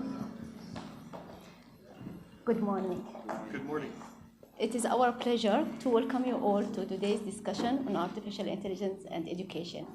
I would like to start by expressing our gratitude to our team speakers who are going to share with us today their knowledge, their insights, and their valuable experience in both areas, AI and artificial intelligence. May I ask you please to introduce yourselves? I'm not sure. Hello again, my name is Dave Bilkhouse. I'm from Messiah University. Hello, Assalamu alaikum warahmatullahi wabarakatuh. My name is Nur Zali. I'm from University Tun Hussein Al Malaysia. Yes, thank you. Hello, good morning. I am Davis Berry from Messiah University, United States. Hello everyone, my name is Robert Kingsley. I work in a banking software company called Temenos. I work as a vice president there. Hi, my name is Faisal. I am a telecom engineer. I have experience for 10 years in telecom and AI. السلام عليكم ورحمة الله وبركاته. Moza Najadi, alumni from UTAS Shinas, and it's a pleasure to be here and giving me this opportunity to be during this session. Thank you very much. It is our pleasure to have you all here. I will be excited to discuss with you our today discussion about AI, and I'm sure this discussion is going to be very exciting as we have experts from different areas, academia, industries, and as well as our alumni communities. Thank you very much. This will be an exciting discussion as we are going to discuss with Dr. David, who is going to start with him, like how this education is going to elevate or the AI is going to elevate education by improving like the outcome of the students and also empowering the lecturers in our area. So may I start with Dr. David? What are the most impactful ways AI is currently being used in education? I think what I've seen AI used for is a chance for us to explore things which are not possible for students to be able to do, right? So you can, using AI, you can actually set up some of in teaching, for example, computer science, you can have students make applications more professionally and better than they ever could. Now the problem there is we want to make sure that we focus them to the real heart of the problem and let the AI take care of all the stuff which is peripheral. And that to me is one of the things I think is most impactful.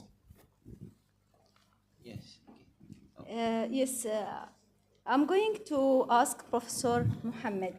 How can teachers and educators be better prepared for training to work with the AI technologies in the classroom without feeling replaced? Actually, Dr. David mentioned in his talk like that maybe the lecturers are, they were worried about themselves, like to have this, the AI is going to replace them, or they are scared from the AI. So may I? Yes, as an educator, I would say that educators should not be intimidated and should not see AI as a replacement, and rather than its focus on the augmentation, and the training should focus on how AI can handle repetitive tasks to free up teachers for creative and interpersonal aspect of educations. And of course, teachers must be equipped with the tools, and also offers workshop that emphasizing which AI can complement teachers rather than replacing them. Okay. Thank you very much. Prof. Dave, I'm just wondering, can AI assist in the development of individualized education plans for students with special needs? From your perspectives, what do you think? Yes, thank you for the question. Yes, I think basically from throughout the presentation that we had so far, and that will be a continued discussion on AI. In fact, if you see a special need, we can see ourselves also as in terms of special need, not specifically those people who have, by biological nature or any other. But yes, definitely, it can be customized. Like we know that anything that a special needs child or be it an adult, whatever age group, AI provides this tool that can really intermediate, the communication, because everything that we see around us is communication. Things have started to develop a lot in last, 5-6 decades. It's all because of communication. And then when we talk about special needs, it's what they need is to communicate. And definitely, AI can intermediate that. It can help. And also, we can customize the learning process of special needs, like, especially which cannot be tailored, by one person for each individual. But the technology has the potential to tailor it to pretty much every individual. Mr. Robert, from industry perspective, how do you see AI reshaping the future of education, and how can businesses contribute to this transformation? That's a great question. Let me start by giving an example that what happens in my home. I have a 10-year-old son. So we got the Google Home. Through Google Home, you talk to the Google Home. Ask what is the temperature today. Will it going to be rain? Also, we can control any switches and also, electrical stuffs. And that's what we started using it. Now, what I observed is, past 1 year, my son almost, stopped coming to me asking any questions. And, that's nice. I was very curious, What I noticed is that now he goes to the Google Home, start asking all the questions. For example, hey Google, can you tell me what is 43 multiplied by 34? And what is the meaning of adapt? And what is, you know, difference between adapt versus adopt? And he goes on, you know, asking all the general questions and everything. He always goes to that one. So if you consider that one, it's a great example, right? So that can, same thing had happen, you know, in a school or in a college. So which means, you know, the students start having a more access and also, you know, 24/7 access. So they can get, you know, whatever they want from the AI rather than, you know, relying on any of the specific teachers or any staffs. Yeah. That opens up, which means like, you know, a 24/7 kind of support and also an enhanced support. Yeah. And more than that, the other behavior I saw is that, you know, sometimes if we give any answer to him, rather than believing or trusting us, he always goes to the Google Home again, you know, checks it. Hey, you know, Google Home, is this answer that I got, is it correct or is it wrong? So this behavior I saw that, so which means, you know, taking the second example, so he has an access, which means, you know, he is always comparing. He's trying to get the best questions out of, you know, the answers, you know, whatever he's looking for. So the same thing can happen in education, yeah. So which means, you know, that now the students has, you know, a great support, and then they can get whatever answers they want to get it. So that is opening up, you know, a real good world. So rather than teachers being like a teachers, what I see is that they can be turned like a mentors. So which means, you know, they can start, you know, mentoring, you know, students rather than, you know, teaching a specific thing. You know, that can happen, yeah. And the other one is like, you know, personalized learning, yeah. So rather than, you know, gathering everything and then teaching one specific thing to you know, all the students, now this AI, what's going to do is that, you know, it is going to assess every student where they stand, yeah. And then it is going to give a personalized education. That's how I see it, yeah. So which means, you know, these are all some of the areas or some of the examples. I see that, you know, it's already evolving, it's already happening, which is going to make a great impact in the education. And we are all going to be seeing that, and we should always, you know, be ready to receive that things. So AI will not replace us. Hopefully not. Yeah. I will move to Mr. Faisal. What do you think, how can industry collaborate with the academia to adopt the practical learning experiences that complement, like the theoretical AI education? Actually, the most important thing is that the research and development, that it will help the collaboration between the industries and the educationals. As this one, it will help the what's called the social impact for the social things.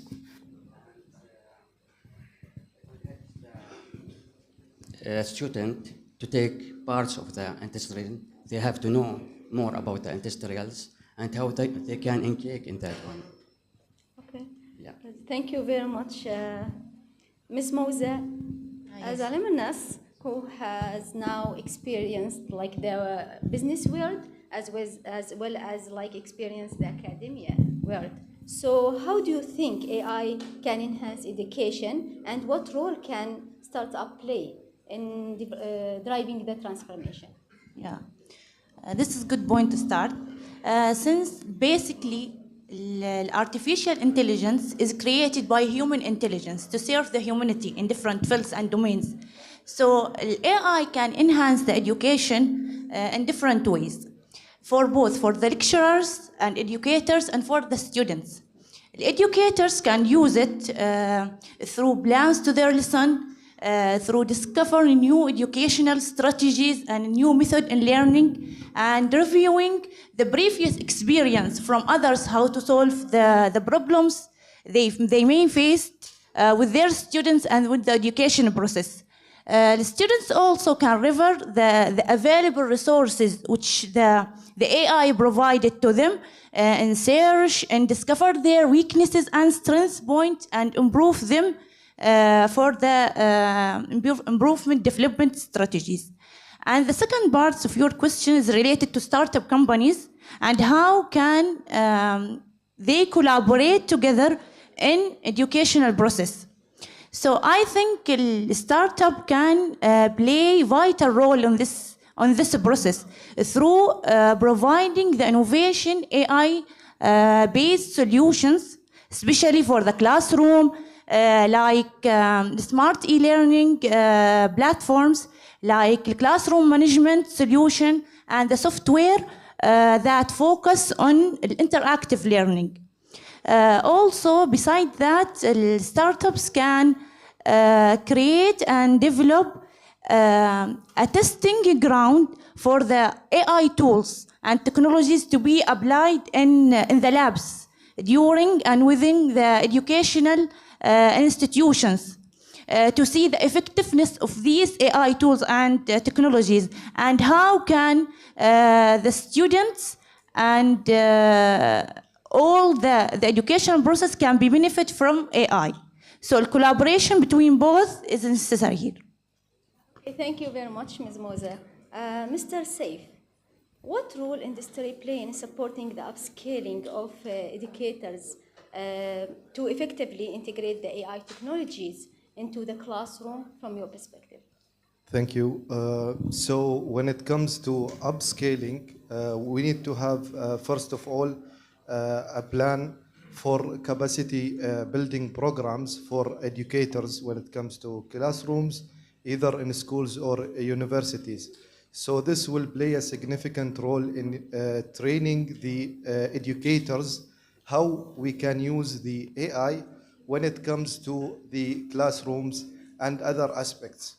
Second thing, we can develop, let's say, a shared labs between the industries and other stakeholders from schools and universities so that we can come up with the new products. So when we are talking about the AI itself, we know that we have a generative AI and the public AI, which we have. So the public AI that we have, it's available, but when it comes to the generative AI, we want to provide or want to produce, let's say, a generative personalized AI for the educators so that they can implement their teaching and to put limitations and other type of things related to AI. The last point that I would like to raise, the AI tools. So when we are going for the AI tools, the shared labs that we are trying to initiate when it comes to the upscaling of educators, this will help the educators and the decision makers to decide how we can, let's say, governize the education process, put some limitations, other type of ethics, and so on. So this is the points that I would like to raise. Thank you. Valuable information. I will go back to Prof. David. Prof. David, based on your insight, how can AI help ensure that each student in the classroom receives personalized attention they need to succeed? Yeah, so one of the things that I'm personally very interested in is I've had the opportunity to work in orphanages in Zimbabwe and Mozambique. And one of the challenges that we're seeing there is these students, like in the case of Zimbabwe, they actually take the same courses and the same exams because they were a former British colony that the students in the UK take. And the challenge we have in those really difficult access areas is you cannot get in the bush in Zimbabwe someone who knows, for example, algebra. It's simply too difficult to pay somebody the salary that they need. And so what we're trying to do there is, there's a program called Calibri, which is able to take Khan Academy, which my own daughters use. The mics just don't like me. And put those in the hands of students so they can have a personalized experience. Because I actually met one student who scored in the top 10 in all of Zimbabwe, but he's in this orphanage, in this area where he cannot reach his full potential. And so that's where I think, hopefully, by putting some of these educational tools in the hands of these students, they can actually reach to heights that they wouldn't be able to otherwise. So, Prof. Mohammed, Yes. how can teachers and educators be prepared and trained to work with the AI technologies? I think the teachers can benefit from the structured AI training program for the school. In the Malaysian case, actually we integrate AI in the targeted training program to initiate the digital education learning for educators to understand the digital tools. And we have some software which we call VLE, which we provide to all the educators and also the student in the primary level to track student progress and to adjust the lesson accordingly. And also the teachers are using AI for grading and also for attendance for the student. And the system works great, but primarily the problems I think lies on the infrastructure itself, because the implementation is highly and it's not covered throughout the rural areas. Yeah. Okay, thank you Okay. very much. Prof. David, how can AI-powered learning platform adapt the needs of adults learner with varying levels of digital literacy? Thank you again. So yeah, I can share a little story just a month ago about on this. So I went to visit my uncle and he started compiling a thesis on doing yoga. But he has no experience using a computer.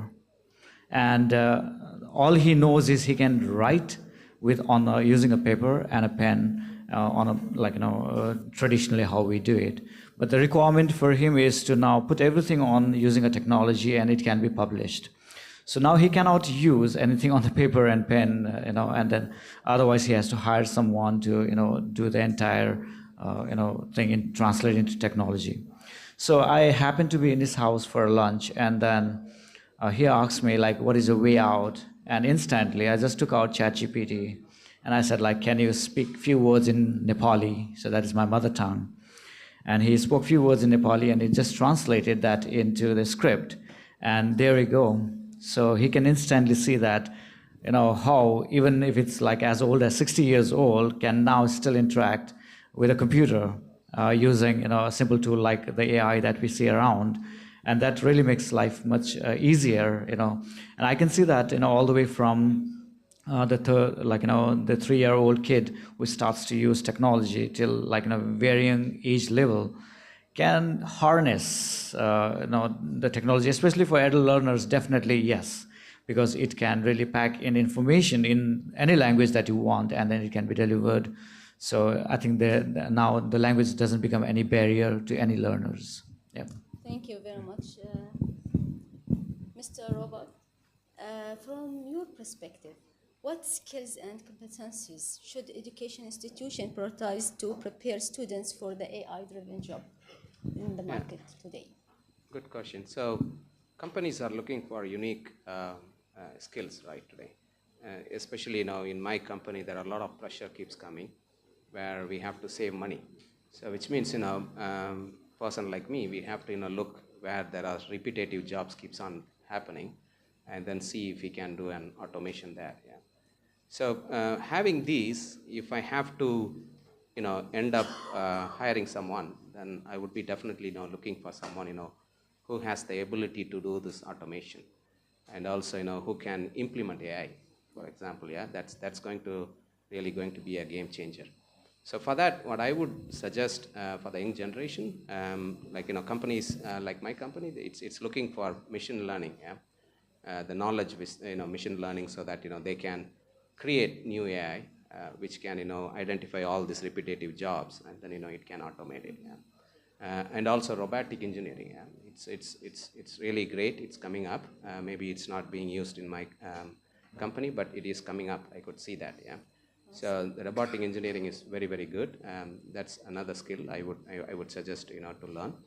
And over the past 1 or 2 years, what we see is, because of this digital transformation, we have like cloud computing, we have like AI, start coming up. So we started collecting a lot of data. So the companies doesn't know how to use the data because, for example, some of the questions they are looking for is already there in the data. For example, I work in a banking software. I want to know a customer who earns like, more than $1 million and then who is investing in XYZ company. Yeah? Instead of, trying to build a new report or, trying to gather new details, I can, try to do some kind of innovation or some kind of, analysis with the existing data and then find all the answers. So we have a vast amount of data that we have collected now, but we don't know how to use it. So which means there is a potential opening for data scientists and data analysts, or data architects, I would call. Yeah.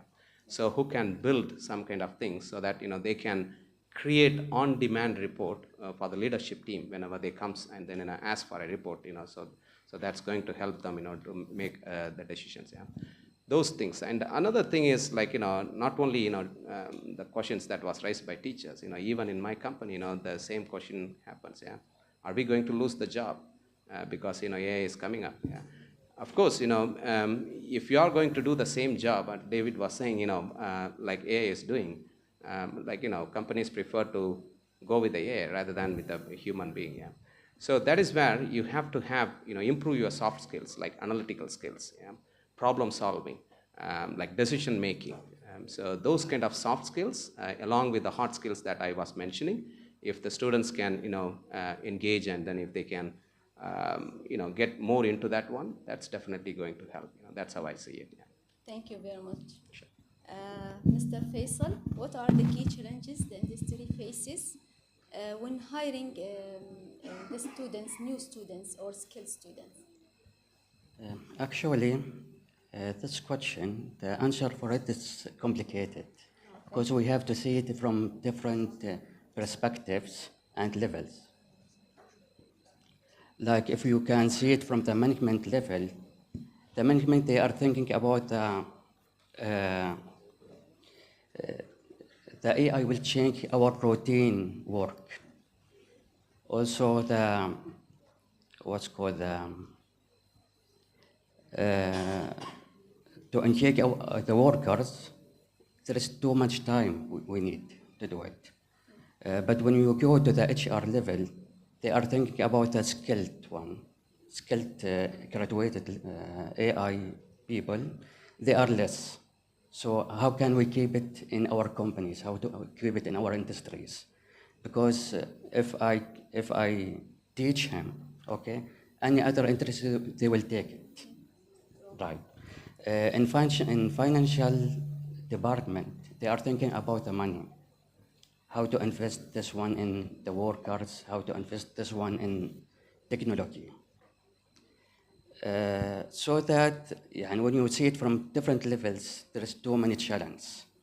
And from the educational, they have to see the challenge and they convert it to opportunities to see where's the companies right now and how the AI can improve their customer satisfaction.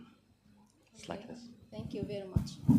As alumnus, what do you think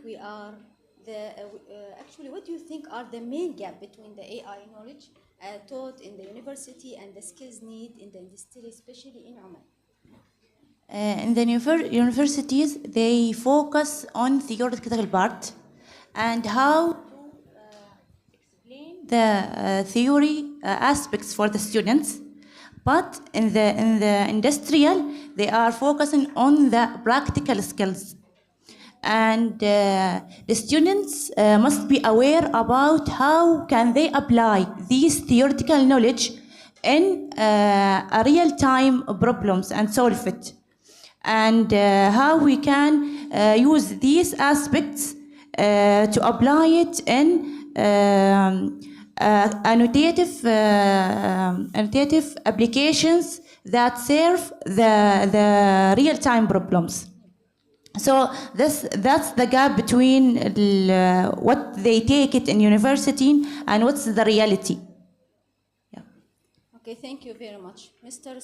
Saif, as an industry expert, what recommendation do you have for the academia to design a curriculum to better prepare students and the AI skills? Yes, so when it comes to curriculum development, it's not an easy job to do because we have a knowledge that we need to transfer from the educators to the specific beneficiaries, such as students.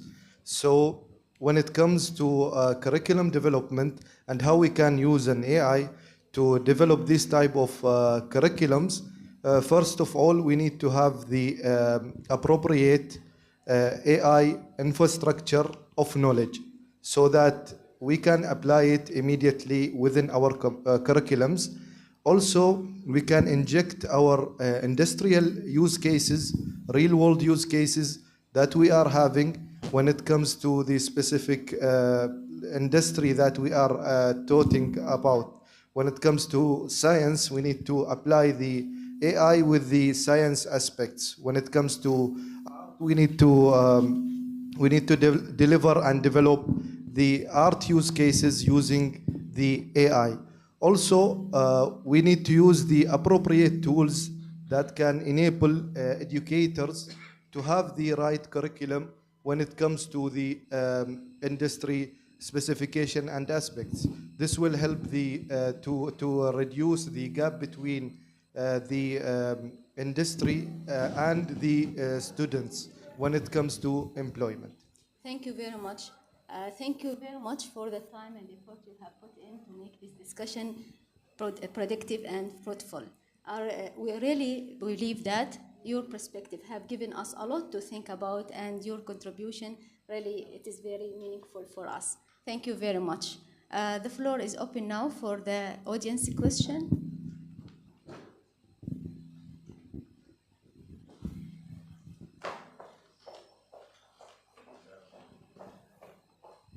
Due to time constraint, we will not be accepting any questions, but you can ask later for more sessions to follow. So I'd like to call in Ms. Salama. Thank you so much, everyone.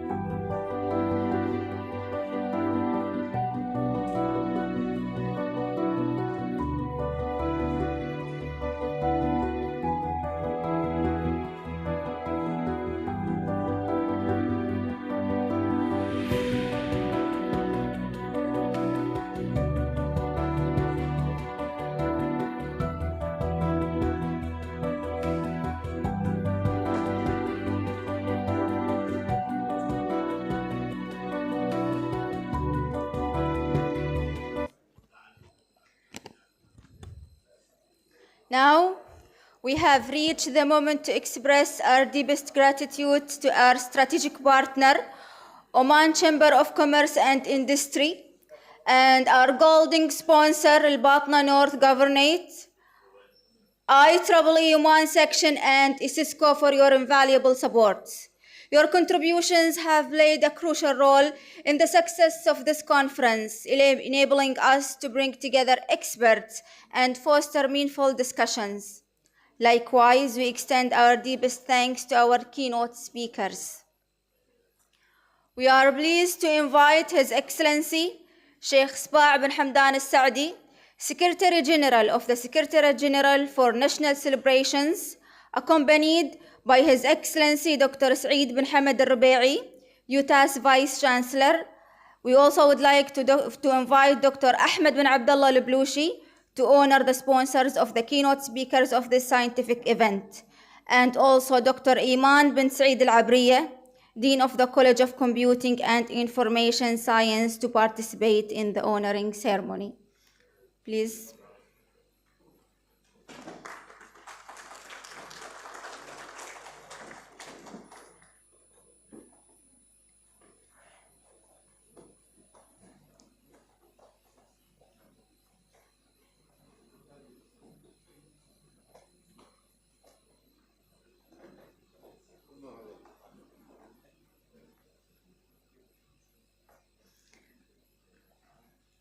Respected Engineer Saeed bin Ali Al-Abri, Chairman of Oman Chamber of Commerce and Industry in Al-Batna North Governorate.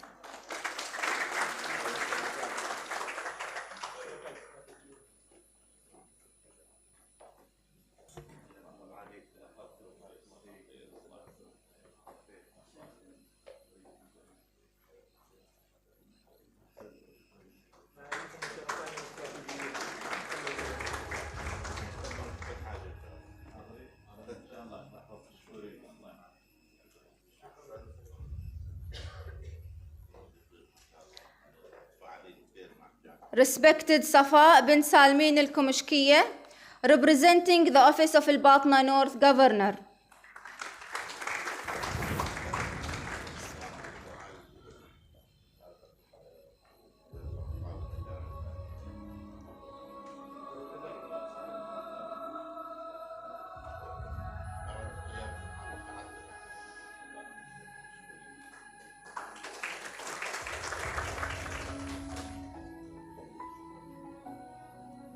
Respected Dr. Ahmed bin Saeed Al-Ma'shari, Chairman of IEEE Oman Section.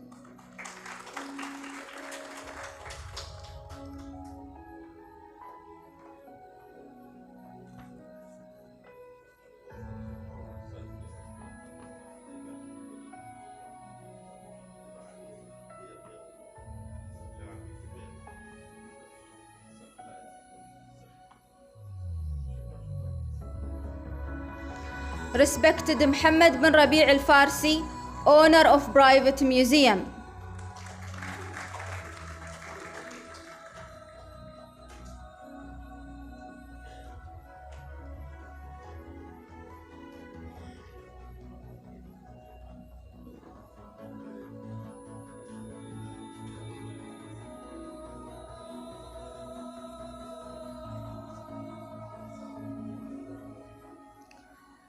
Respected Dr. David L. Bibighouse from the Department of Cybersecurity and Computer Science at Messiah University, Pennsylvania, USA.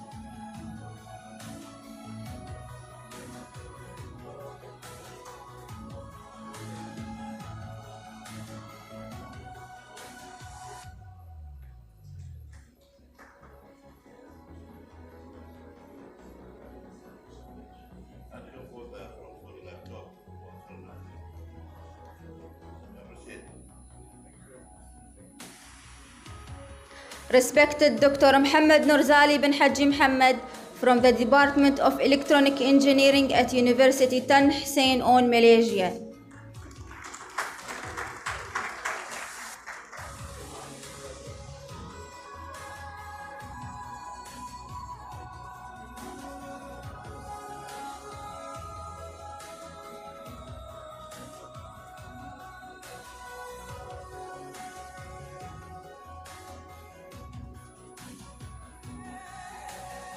Respected Dr. Davy B. Sabiri from the Department of Computer and Science at Messiah University, Pennsylvania, USA.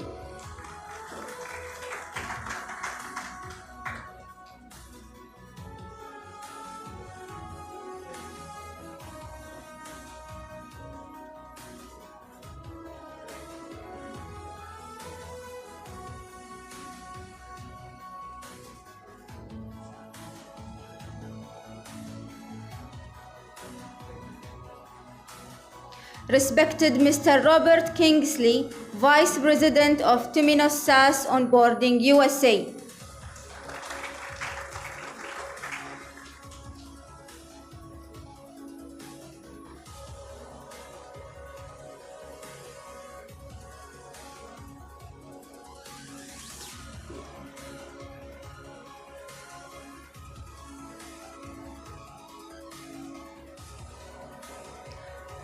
Respected Dr. Mus'ab Al-Rawi, Director of ISISCO Research Chair of Artificial Intelligence Ethics, UTAS, Oman.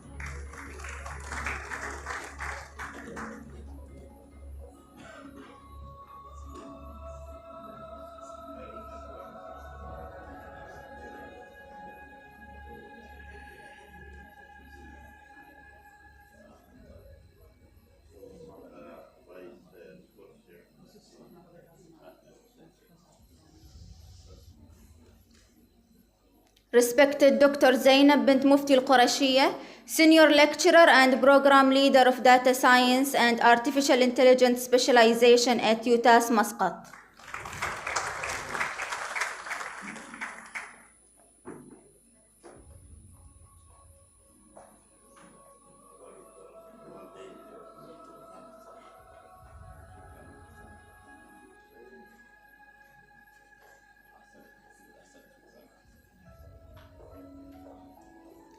Respected Mr. Faisal bin Ali Al-Isai, CEO at Advanced Galaxy for Tech.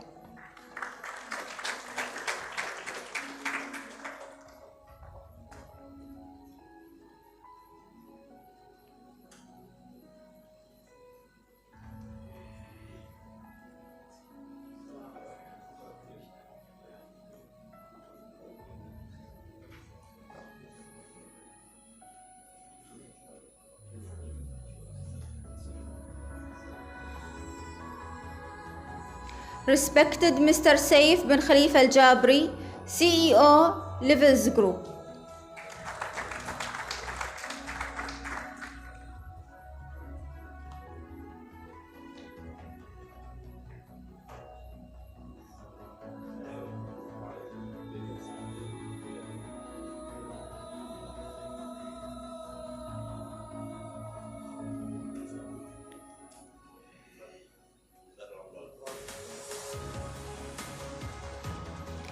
Respected Ms. Moza bint Saeed Al-Najadiya, Authorized Manager in Al-Ibhar for Modern Technology Company.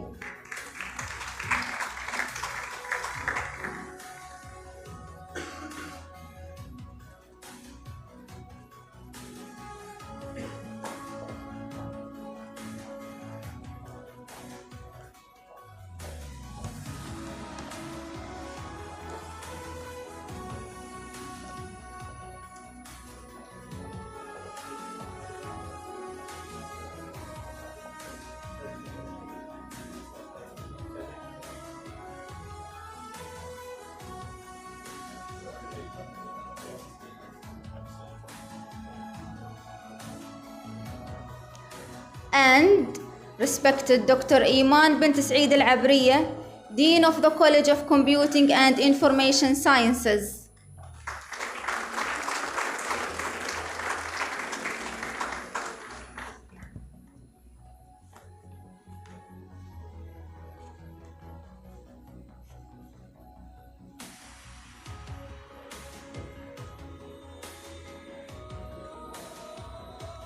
And now, we invite His Excellency Dr. Saeed bin Hamad Al-Rubai to present a commemorative gift to the esteemed patron of our event, His Excellency Sheikh Sba' bin Hamdan Al-Saadi, Secretary General of the Secretariat General for National Celebrations.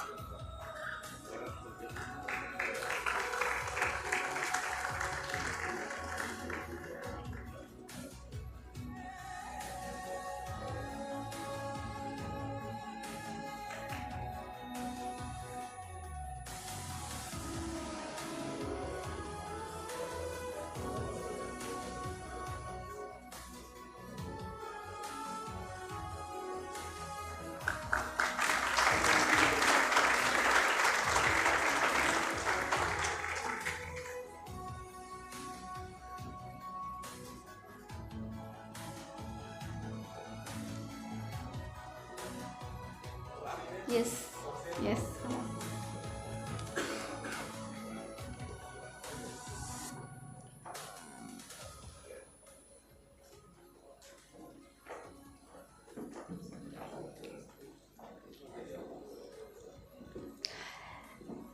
As we conclude the opening program, we extend our deepest appreciation to the patron of His Excellency, Sheikh Sba' bin Hamdan al-Saadi, General of the General Secretariat for National Celebrations, our valid sponsors, and our distinguished keynote speakers. We express our utmost gratitude and appreciation to our steering committee, organizing committee, and IT faculty members who worked with various assigned committees, and members of our scientific committee from different countries around the globe for ensuring the success of this conference. We also express our gratitude to the academic contributors whose paper submissions have enriched this conference, and to all those whose dedication and effort have made this scientific event possible. Dear participants, we are now about to begin the first parallel sessions and workshop. Please refer to the conference program for details on session topics and workshop. We kindly ask you to proceed to your chosen session and workshop.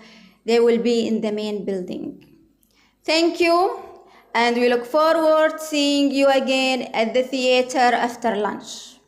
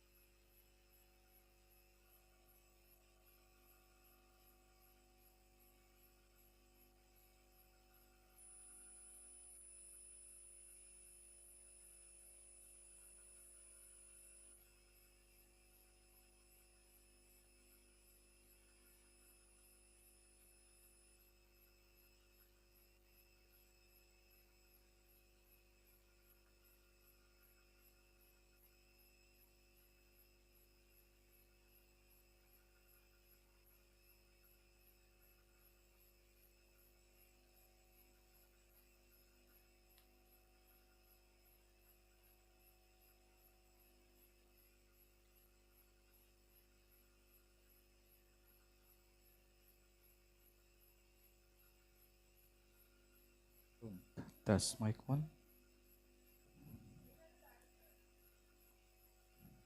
Test mic 1. 1, 2.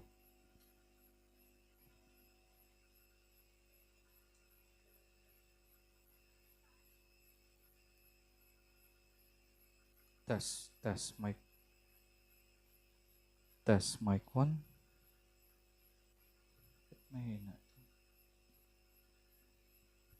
Test mic 1.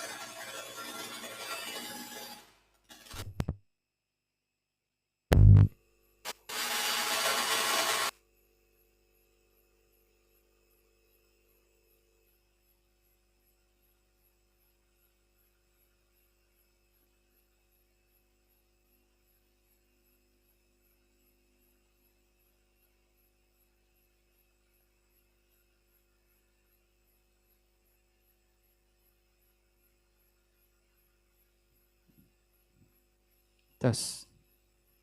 Test mic 1. 1, 2, 3. Test. Test mic 1.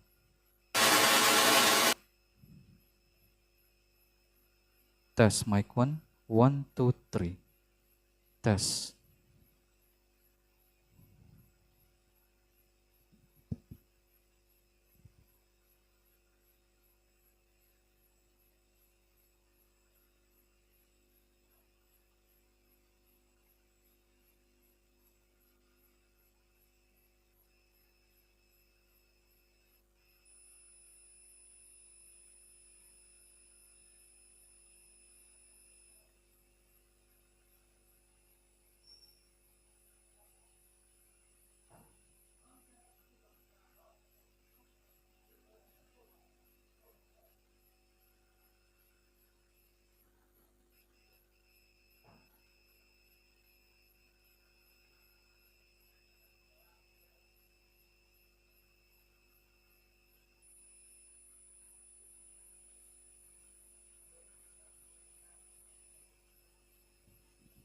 Test mic 1. 1, 2, 3.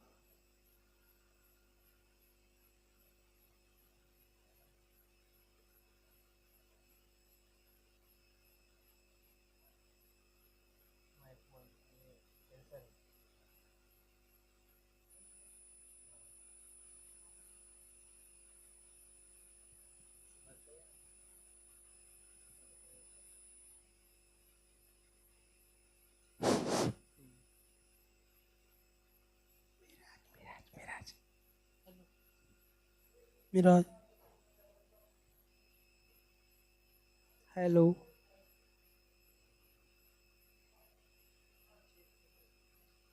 Hello. Mic test. 1, 2. Hello.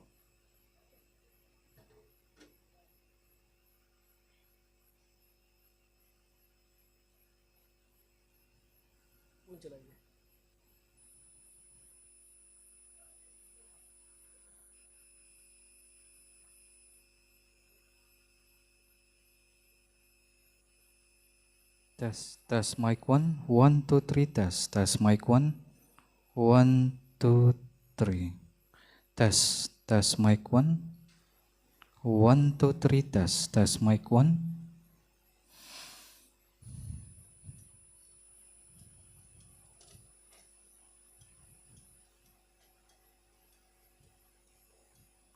Test mic 1, 1, 2, 3, test mic 1, 1, 2, 1, 2, 3, test.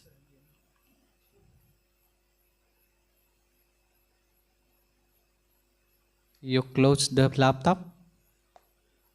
What? See the signal? See the LCD? Yeah. At your back, at the back, at the back, at the back. You see this one? Oh, see? You close it. Don't close.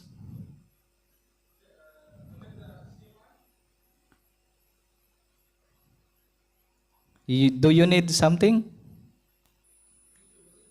Ah, okay. There's no need to remove. Just put this USB, the USB storage. Ah, you need a MacBook. Ah, okay, okay. You want to test it? Okay, you can test. Okay.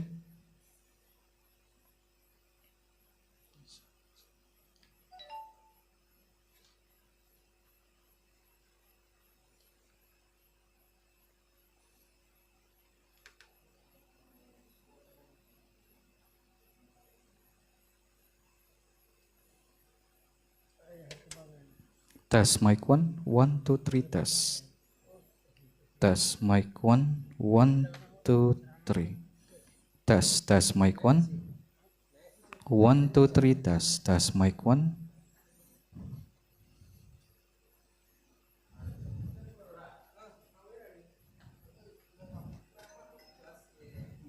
Test mic 1, 1, 2, 3, test mic 1, 1, 2, 3. Test mic 1.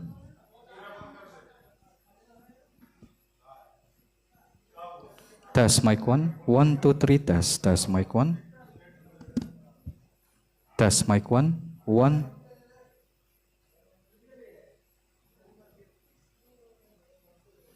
Test mic 1, 1, 2, 3, test mic 1, 1, 2, 3. Test mic 1. Test mic 1. Test mic 1, 1, 2, 3, test mic 1, 1, 2, 3.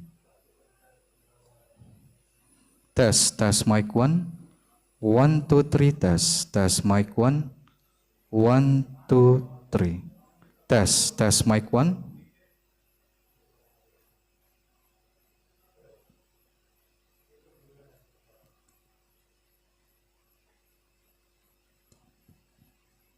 test mic 1, 1, 2, 3, test mic 1, 1, 2, 3, test mic 1, 1, 2, 3, test mic 1, 1, 2, 3, test mic 1, 1, 2, 3, test mic 1,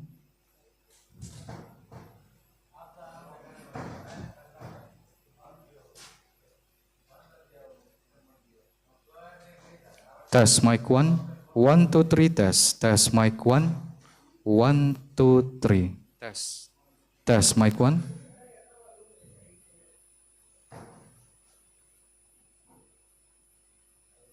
test mic 1, 1, 2, 3, test mic 1, 1, 2, 3, test mic 1, 1, 2, 3, test mic 1, 1, 2, 3.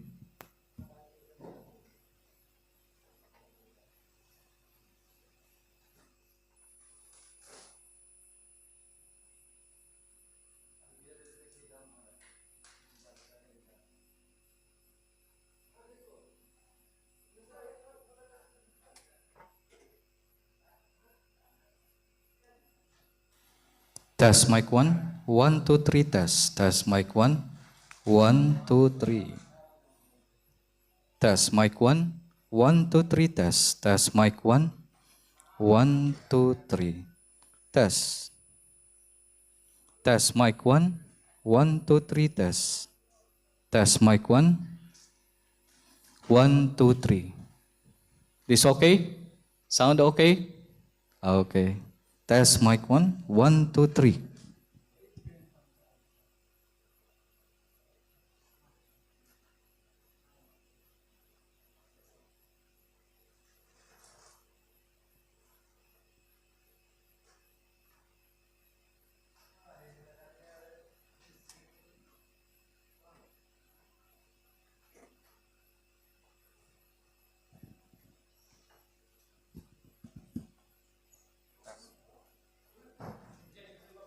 Test mic 1. Test mic 1, 1, 2, 3, test mic 1, 1, 2, 3. The quick brown fox jump over the lazy dog. The quick brown fox jump over the lazy dog.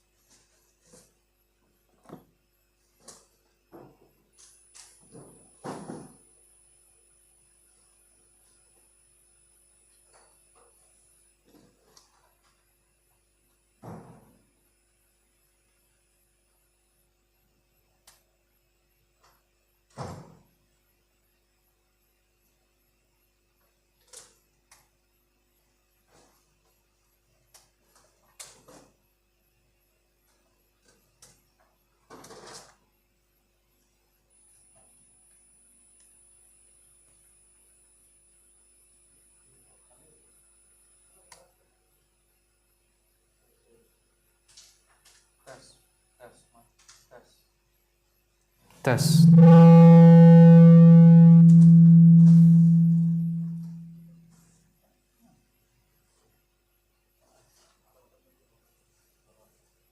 Test. Test. Test mic.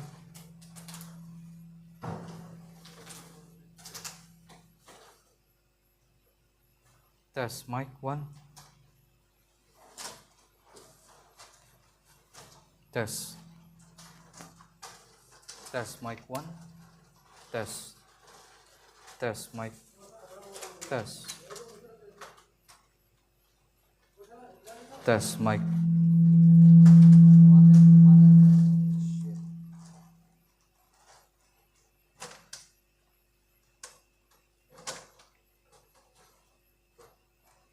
Test mic 1. Test. Test mic 1. 1. 1, 2. Test. Test. Test mic 1.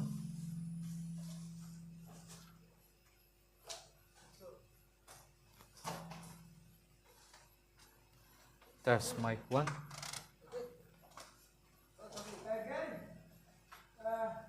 Huh? Test mic 1.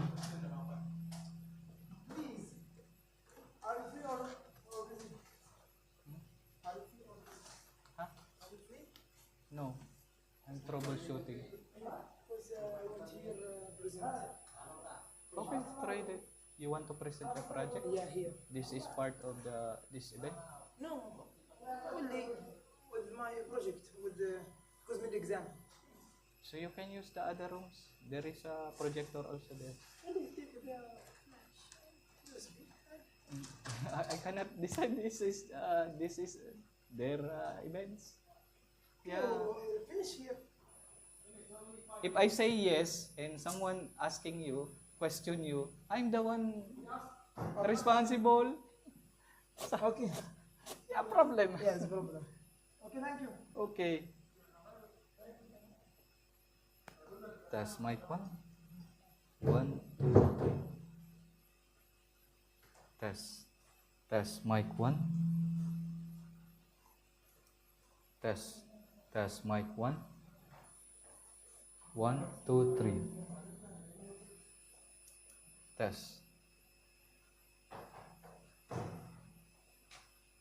Test mic 1. 1, 2, 3. Test mic 1. 1, 2, 3. Ba't nag-uugong siya?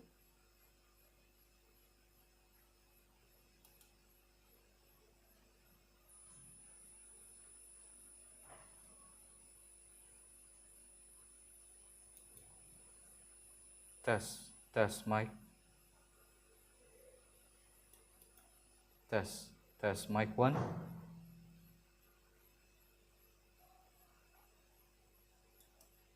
Test mic 1. 1, 2. 1, 2. 1. 1, 2. Test mic. 1, 2. Test. Test mic 1. 1. 1, 2.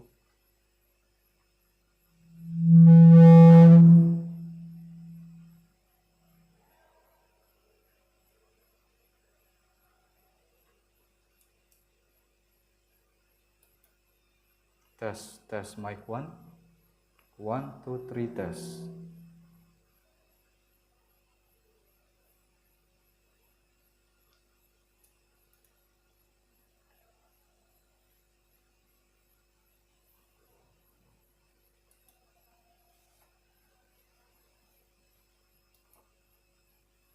Test mic 1. 1, 2, 3. Test. Test mic 1. 1, 2, 3. Test. Test mic 1. 1, 2, 3. Test. Test mic 1. 1, 2, 3. Test mic 1. Test mic 1. 1.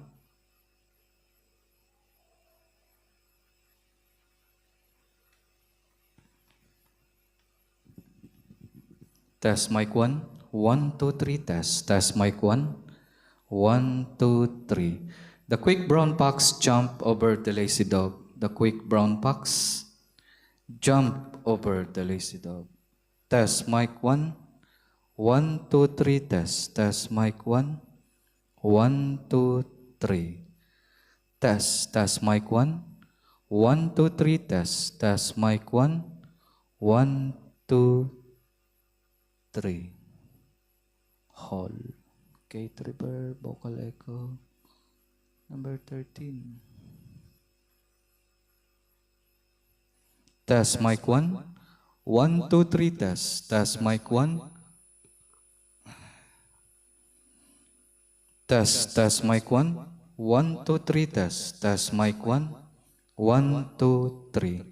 The quick brown fox jump over the lazy dog. The quick brown fox jump over the lazy dog. Test mic 1. Test mic 1. 1, 2, 3, test. Test mic 1. 1, 2, 3. Test mic 1. 1, 2, 3, test. Test mic 1. 1, 2, 3. Test.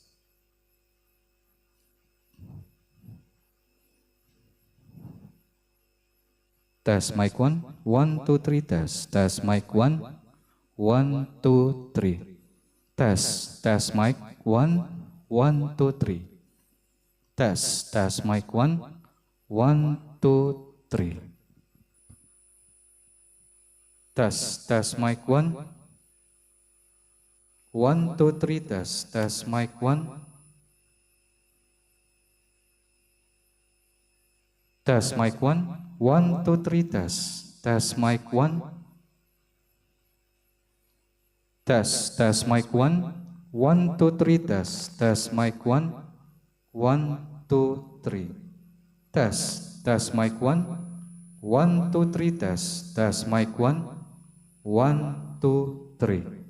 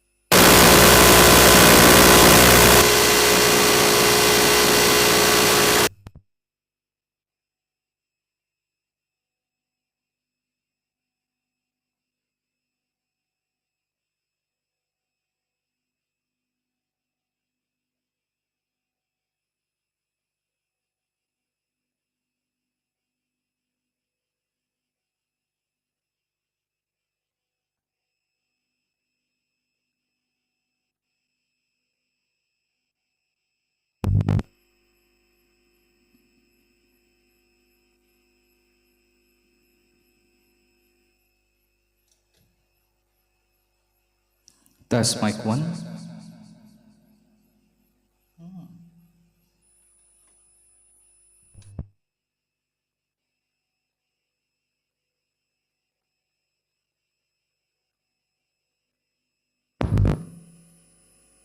Test mic 1. Test mic 1. 1, 2, 3, test. Test mic 1. 1, 2, 3. Room. Test mic 1. 1, 2, 3, test. Test mic 1. 1, 2, 3.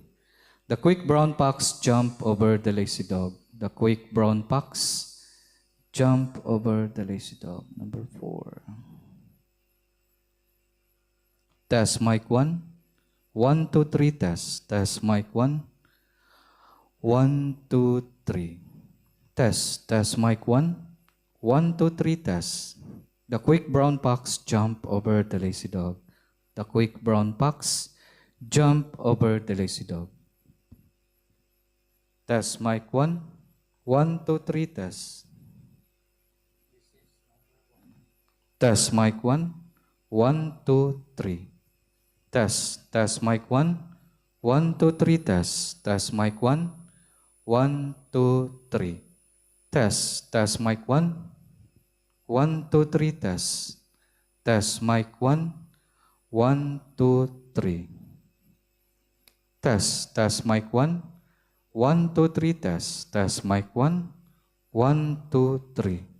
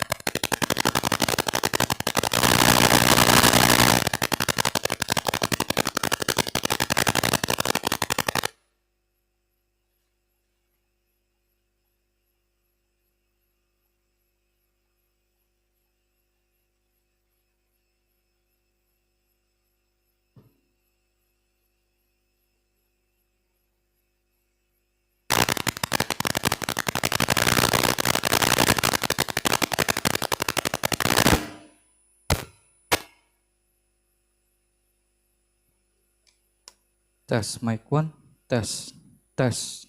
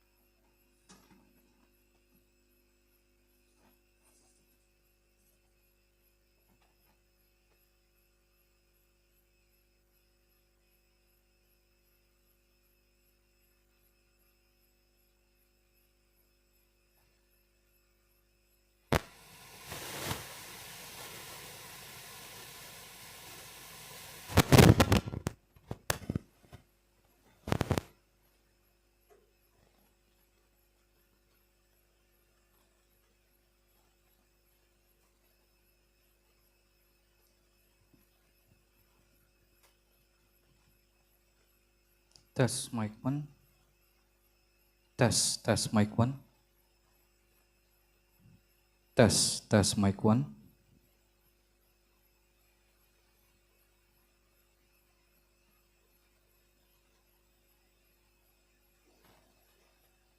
Test mic 1. 1, 2, 3. Test mic 1. 1, 2, 3. Test mic 1. 1, 2, 3. Test mic 1. 1, 2, 3. Test mic 1. Test mic 1. 1, 2, 3. Test mic 1. 1, 2, 3.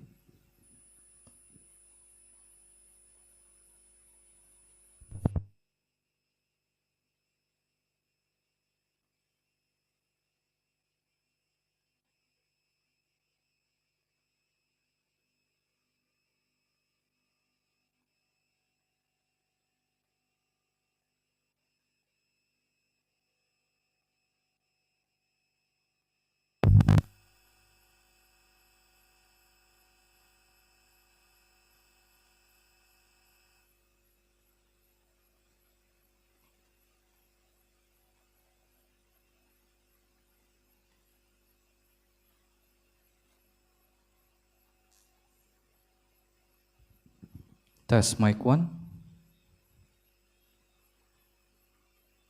Test mic 1. Test mic 1. 1, 2, 3. Test mic 1.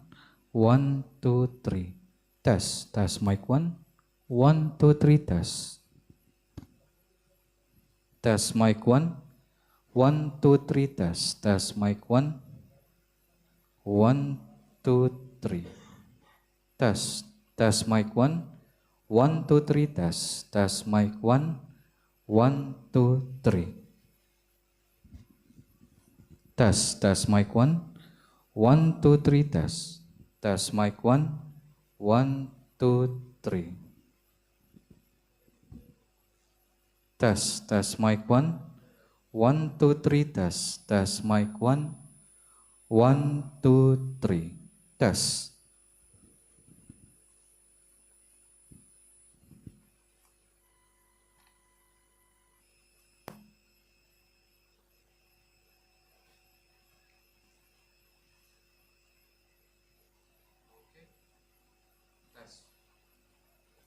Test mic 1.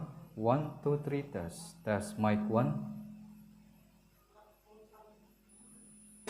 Test mic 1. Test mic 1. 1, 2, 3. Test mic 1. 1, 2, 3. Merah po mic up. 39, 42. Test mic 1.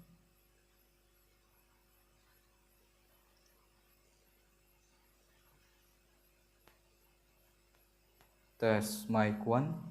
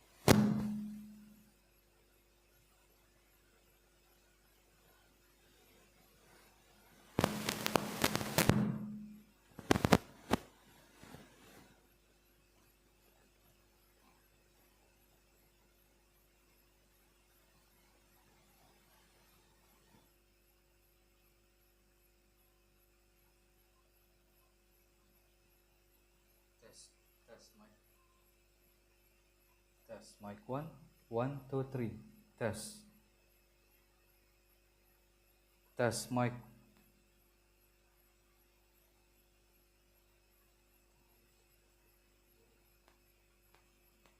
Test mic 1.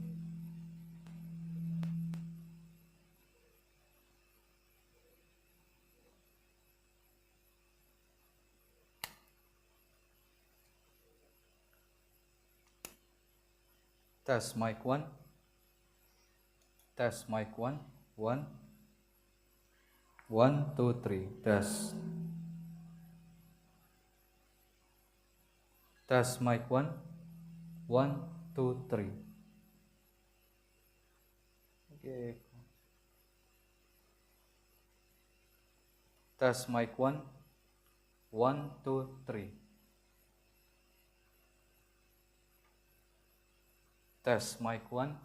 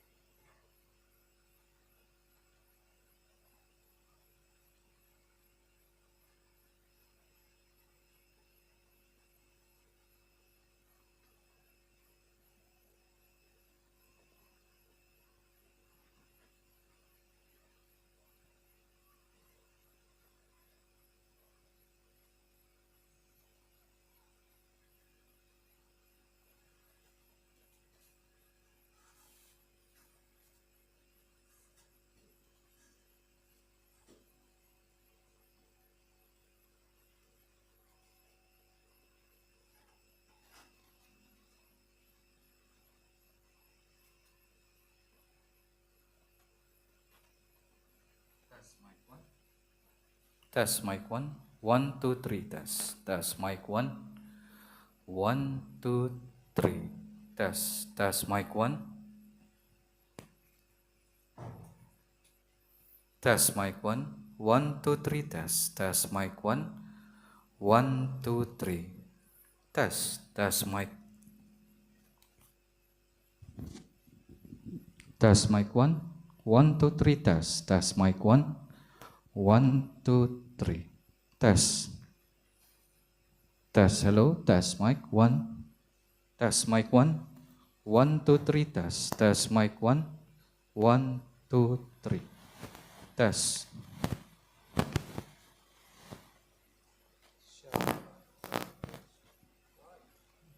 Test mic 1. 1, 2, 3. Test. Test mic 1.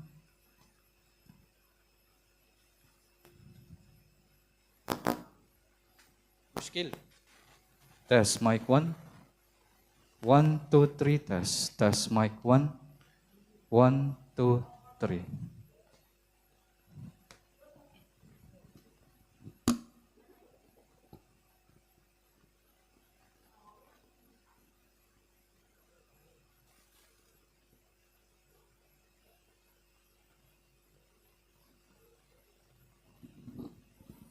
Test mic 1.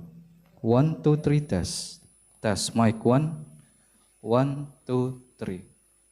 Muskil ada frekuensi. Ya. Test mic 1. 1, 2, 3, test. Test mic 1. 1, 2, 3. Test mic 1. Test mic 1. 1, 2, 3, test. Test mic 1. 1, 2, 3. Test.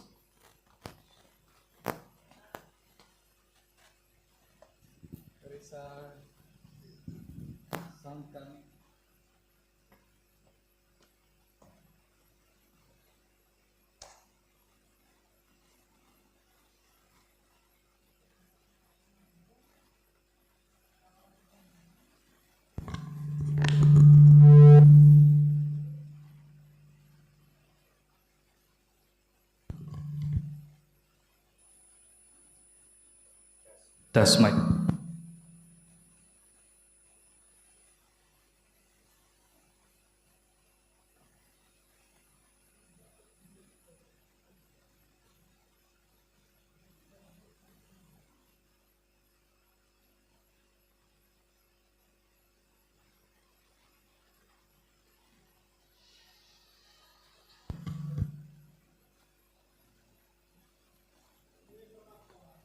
Test mic 1.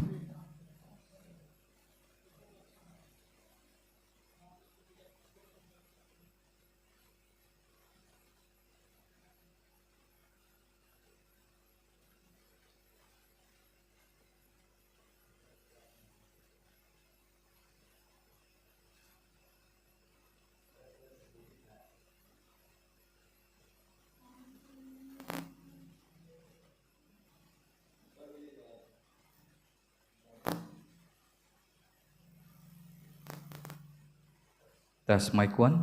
1, 2, 3, test. Test mic 1. Can you talk there in the podium? It's okay? Just say hey, hello. No. Yeah.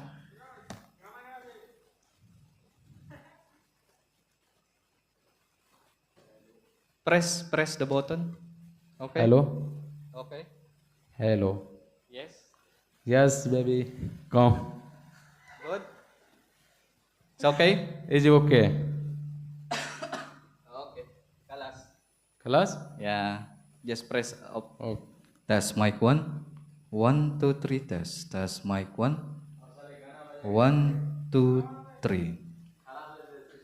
Test mic 1. 1, 2, 3, test. Test mic 1.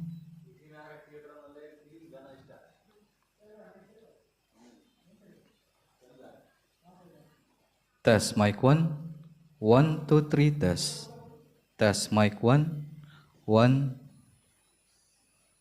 1, 2, 3, test. Test mic 1.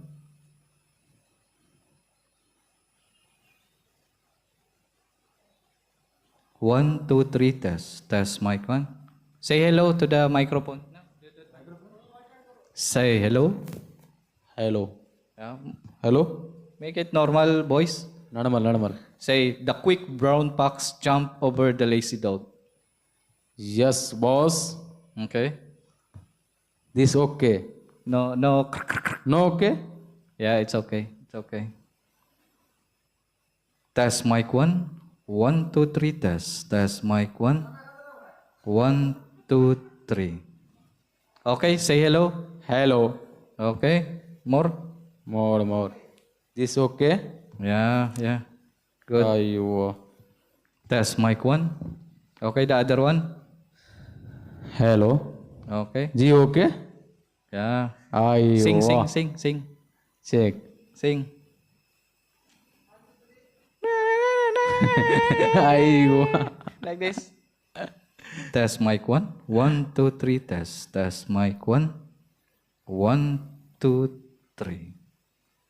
सदर से क्यों एक बार क्या scene है उसका अगर कौन उस साइड का ढक्कन होकर निकला होगा ना तो स्क्रू टाइट कर देना को मालूम है कोई इसका निकला होगा कहीं निकला होगा तो कंडेंसर का बैग का वो बोलो Test mic 1. 1, 2, 3, test. Test mic 1. छोड़ सार का वो खाना पीने ब्रदर कैसे है अच्छा है बराबर है Barabar. आयो Okay. Sing now, sing now.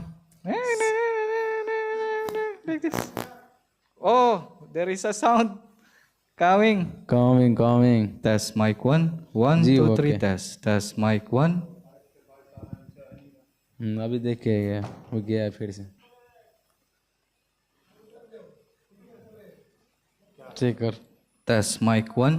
Ji okay Hello, Habibi, come to Oman. Test mic 1. 1, 2, 3, test. Hi, Tam. Test Hello, mic hello. 1. 1, 2, 3, test. Test mic. It's okay now? No Okay, okay. screeching? Hello, 1, 2, Like- 3, 4, 5, Like 6, something 7, 8, 9, 10. like this. No more, huh? Mami. Hello. Okay, no more. Don't play.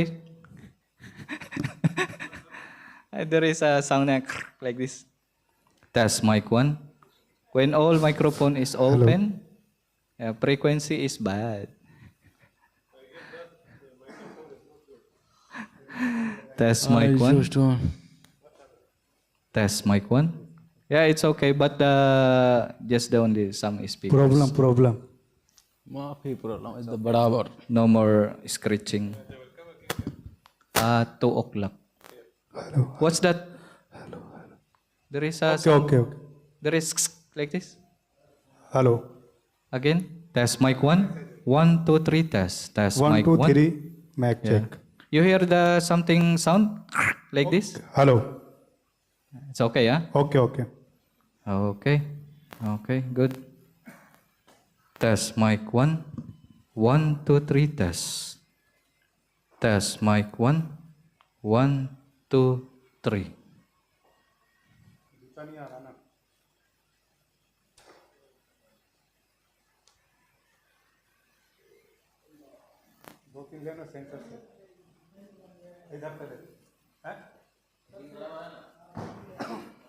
Test mic 1. 1, 2, 3, test. Test mic 1. 1. Oh yeah, that one. What's that? Check. 1, 2, 3, mic check. Hello. There is Hello. some- Hello.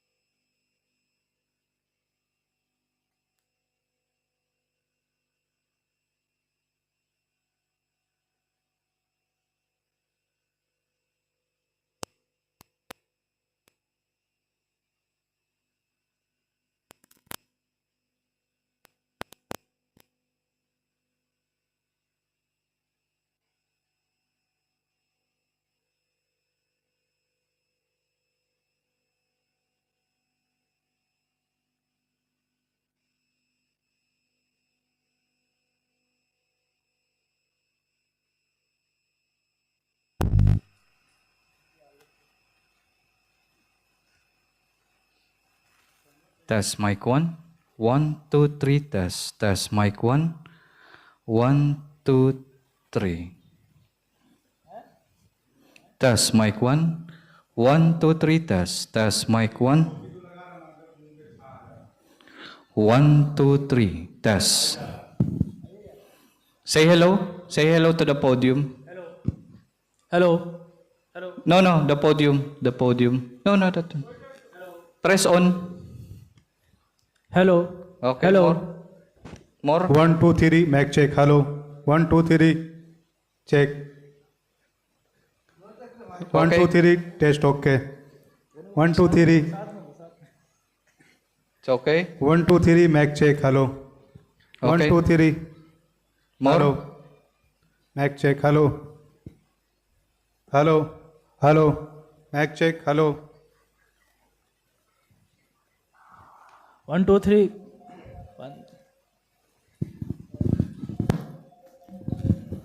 Test mic 1. 1, 2, 3. Test. Test mic 1. 1, 2, 3. Test mic 1. 1, 2, 3. Test. Test mic 1. 1, 2, 3. Hello, hello. Hello, hello, hello, hello, hello. Mister. Say no. Hello, hello, hello, hello. No. Hello. Very close. Hello. No. Hello. Hello. No. Hello. No. Hello. Very close. Hello. Hello. No. Hello.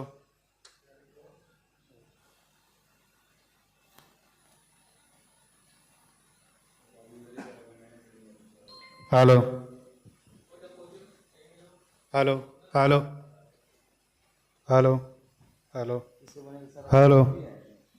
Hello. Hello. Okay. 1, 2, 3. Check mic.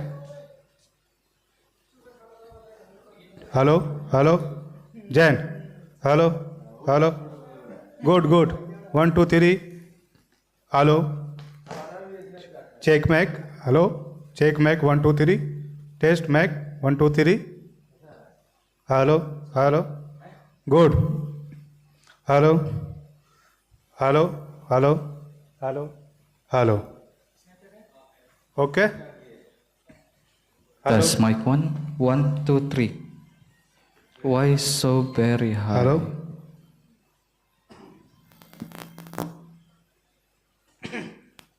There's something, huh? Hello. Hello. Hello. Hello. 1, 2, 3. Check mic. 1, 2, 3. Check. Check mic. 1, 2, 3. Test. Hello. Hello. Good. Good. Hello. Good. Okay.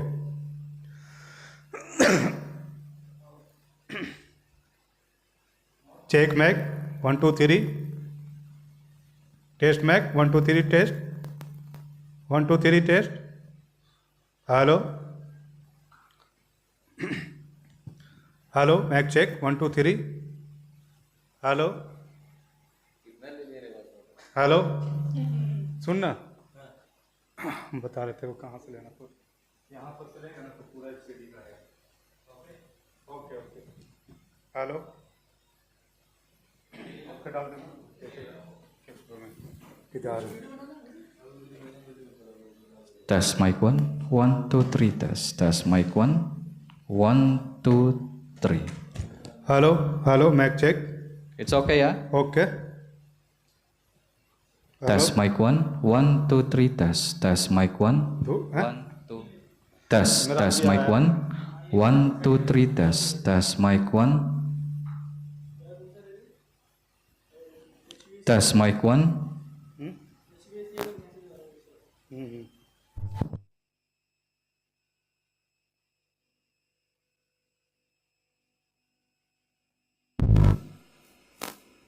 Test mic 1. 1, 2, 3. Test. Test mic 1. 1, 2, 3. Why no sound? You off it. Hello hello hello hello hello 1, 2, 3 check mic. It's okay? Hello. Okay. Okay, okay. But the two microphone, not okay, yeah? Okay. Hello. Hello. Hello. Mic 2. Why sometimes no sound? Leg. Single leg number. Test mic 1. Single. 1, 2, 3. Test. Hello. Test mic 1.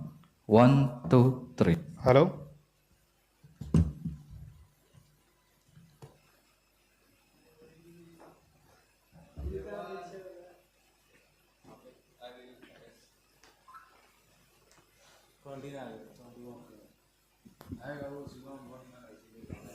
Test mic 1. 1, 2, 3. Test. Test mic 1.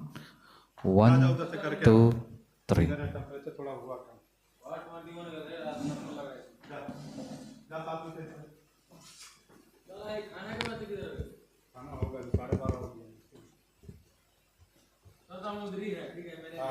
Test mic 1.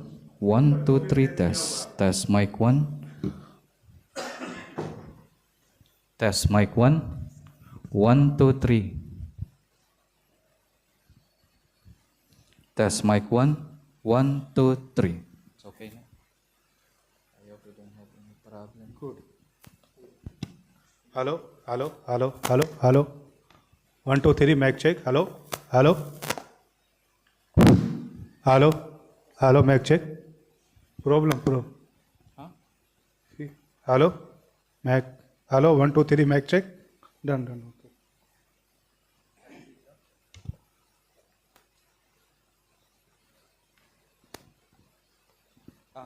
Why I bring this one? Test mic 1, 1, 2, 3, test. Test mic 1, 1, 2, 3.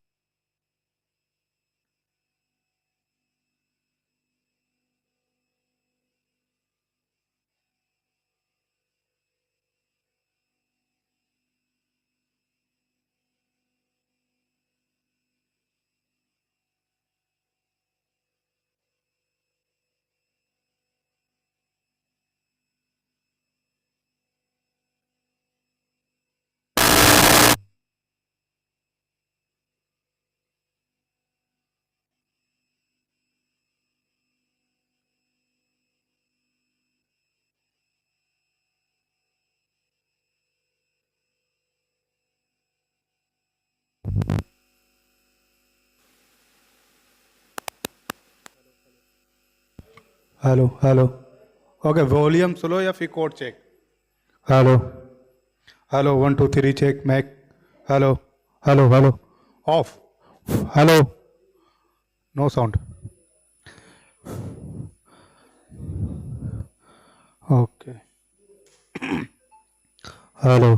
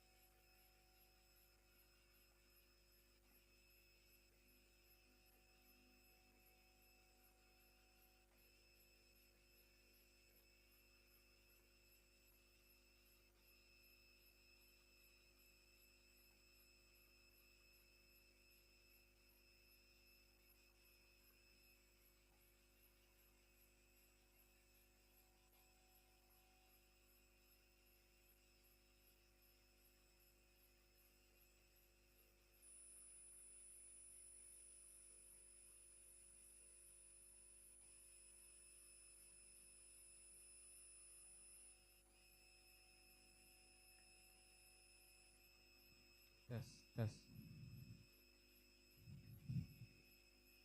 Test mic.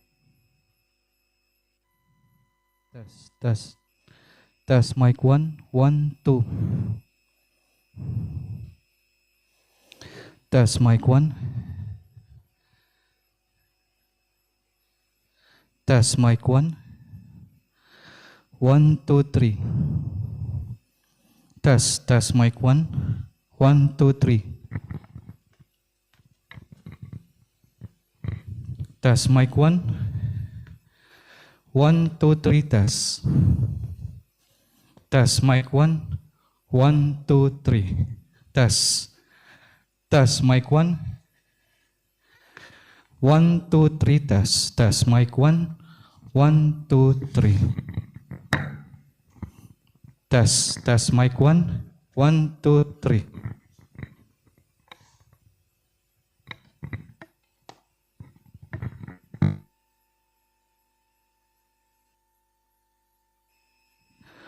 Test mic 1. 1, 2, 3 test. Test mic 1. 1, 2, 3.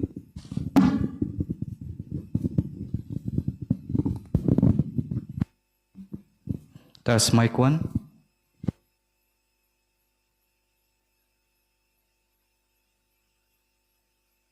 Test mic 1. 1, 2, 3.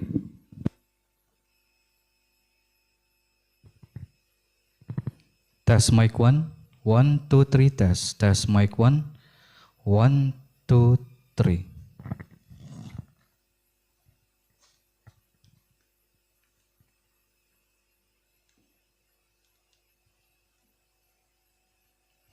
Test mic 1. 1, 2, 3 test. Test mic 1.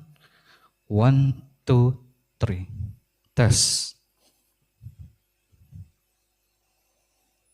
Test mic 1. 1, 2, 3 test. Test mic 1. 1, 2, 3.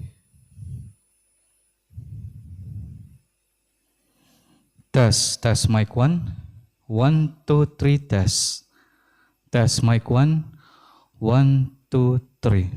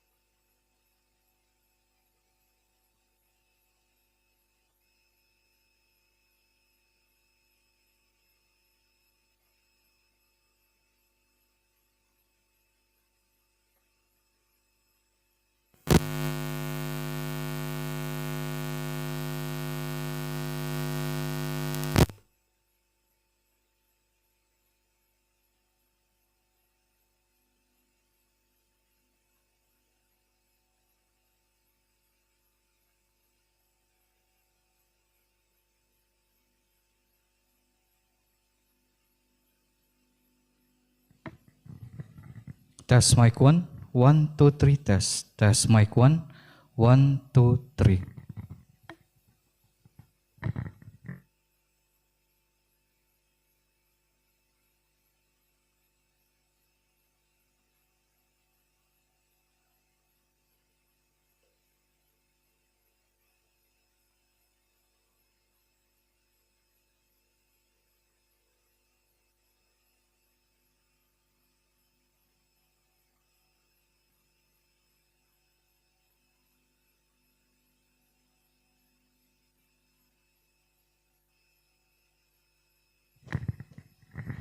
Test mic 1. 1, 2, 3, test. Test mic 1. 1, 2, 3. Test.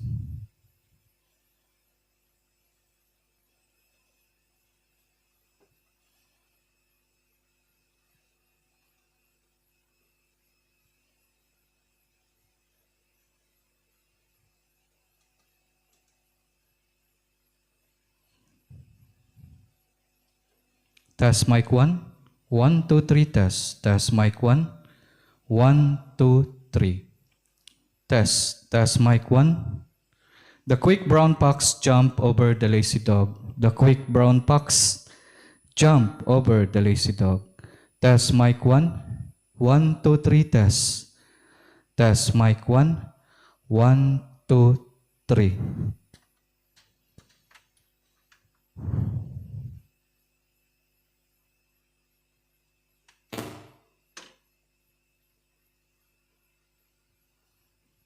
Test mic 1. 1, 2, 3, test. Test mic 1. 1, 2, 3.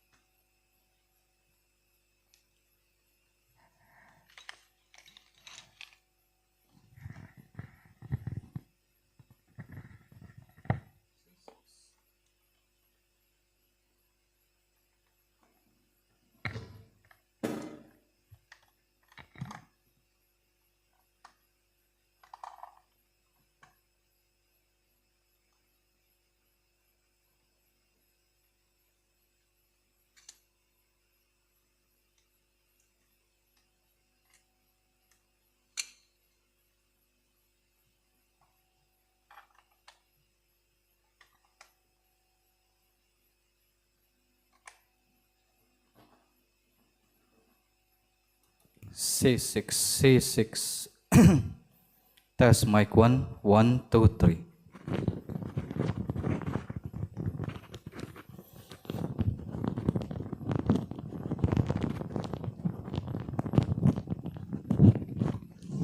Test mic 1. The quick brown fox jump over the lazy dog. The quick brown fox jump over the lazy dog. Test mic 1. 1, 2, 3, test. Test mic 1. 1, 2, 3. Test mic 1. 1, 2, 3, test. Test mic 1. 1, 2, 3. Test mic 1. 1, 2, 3, test. Huwag masyadong effect.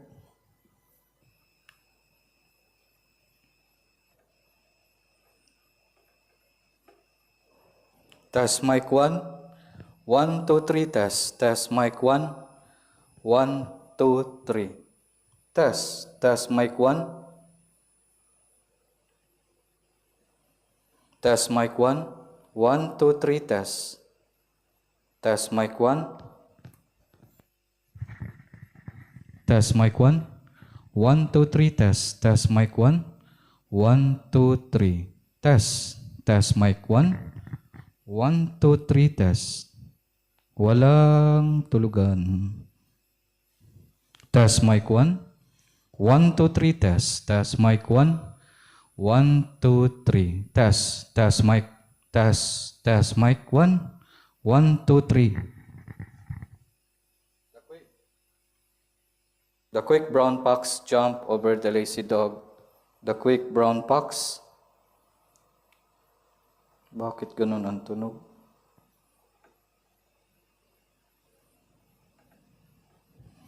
The quick brown fox.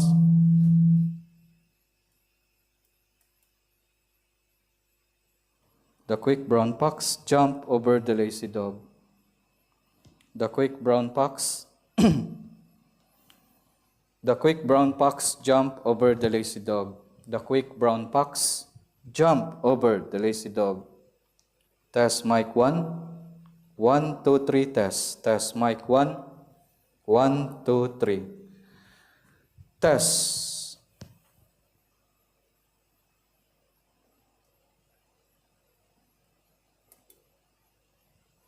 Test mic 1.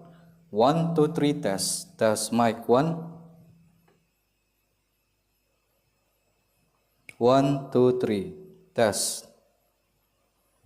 Masyadong malimit.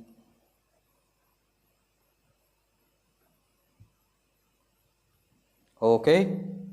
Test mic 1. Baba mo lang. Test mic 1. 1, 2, 3. Test mic 1. Test mic 1. 1, 2, 3.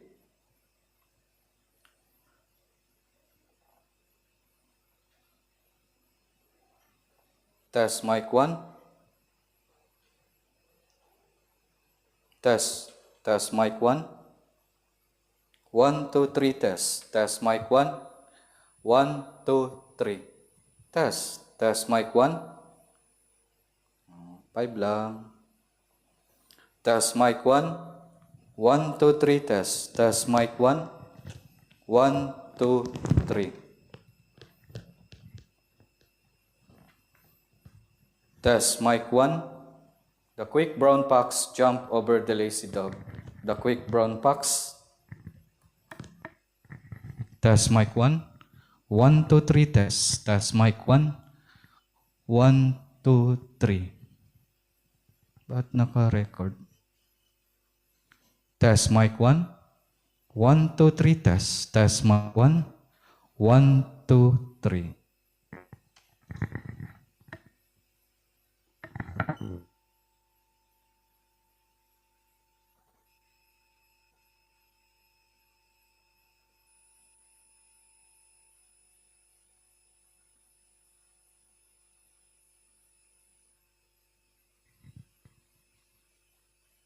Test. Test mic 1. Test mic 1. Test. Test mic 1. 1, 2. Test.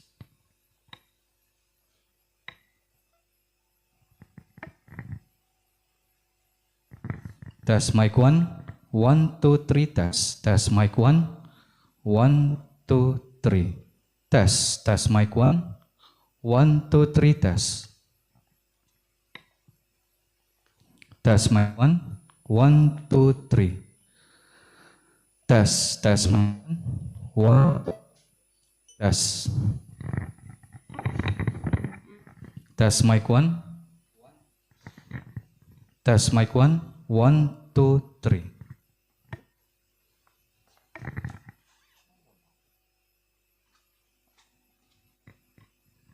Test mic 1. 1. Test.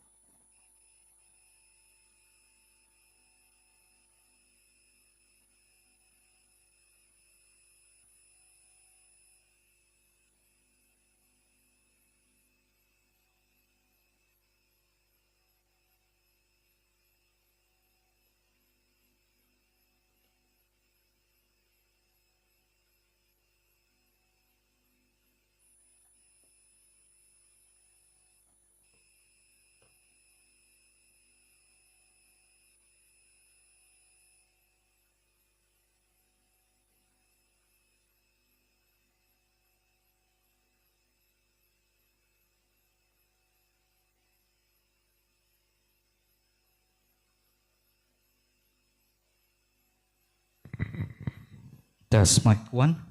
1, 2, 3, test. Test mic 1. 1, 2, 3. Test. Test mic 1. 1, 2, 3, test. Test mic 1. 1, 2, 3. The quick brown fox jumped over the lazy dog. The quick brown fox jumped over the lazy dog. Test mic 1. 1, 2, 3, test. Test mic 1. 1, 2, 3. Test. Test mic 1. Test mic 1.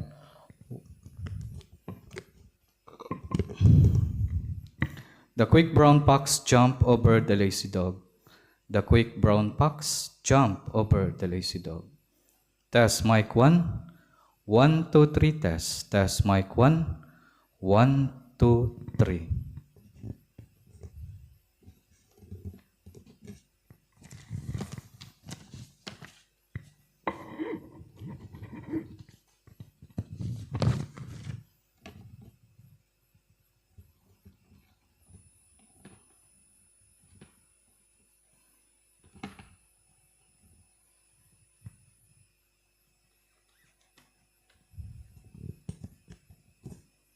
Test mic 1.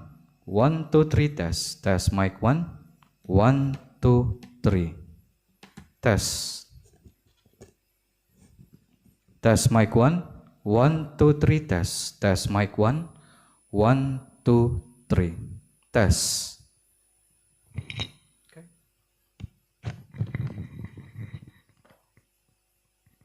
Test mic 1. 1, 2, 3, test.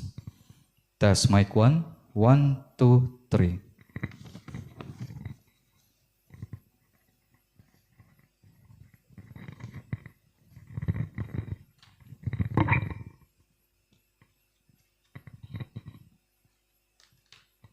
Test mic 1.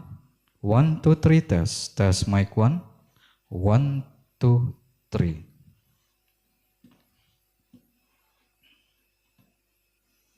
Test mic 1. Test mic 1. 1, 2, 3, test.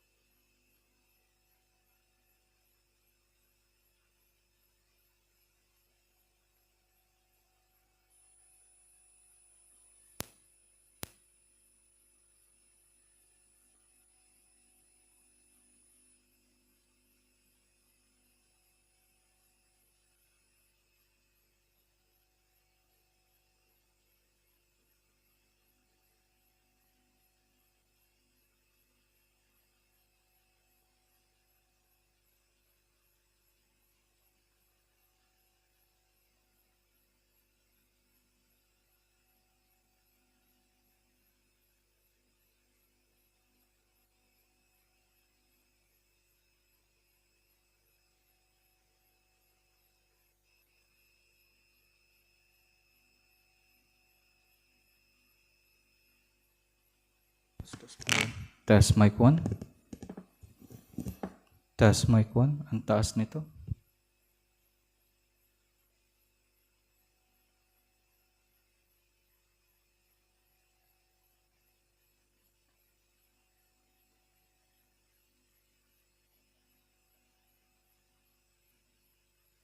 Test mic.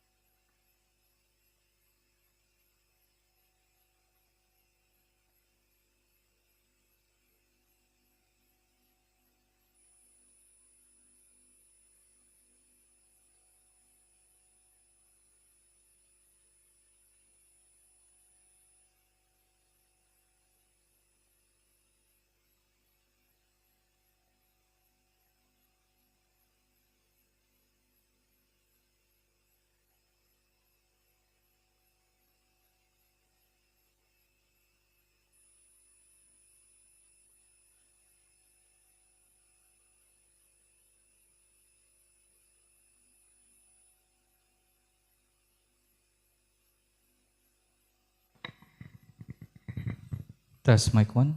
1, 2, 3.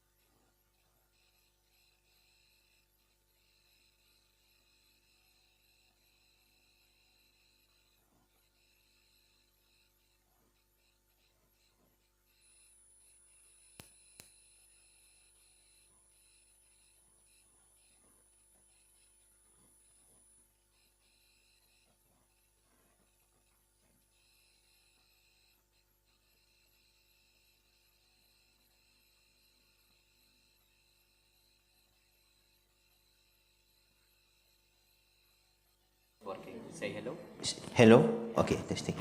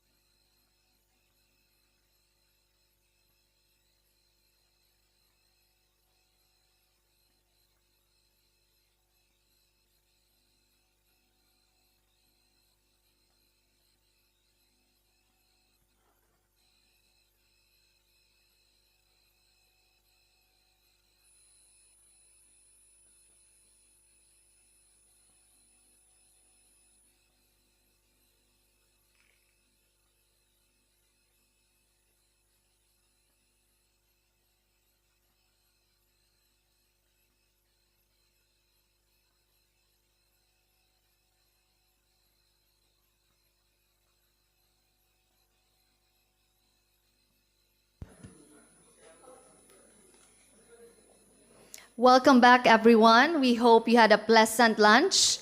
We will now resume our conference activities and continue with the scheduled program. Our second keynote speaker is a well-respected educator and engineer in Malaysia. He earned his diploma in engineering, bachelor's in engineering, master's in engineering, and doctorate degrees in various reputable universities in Japan.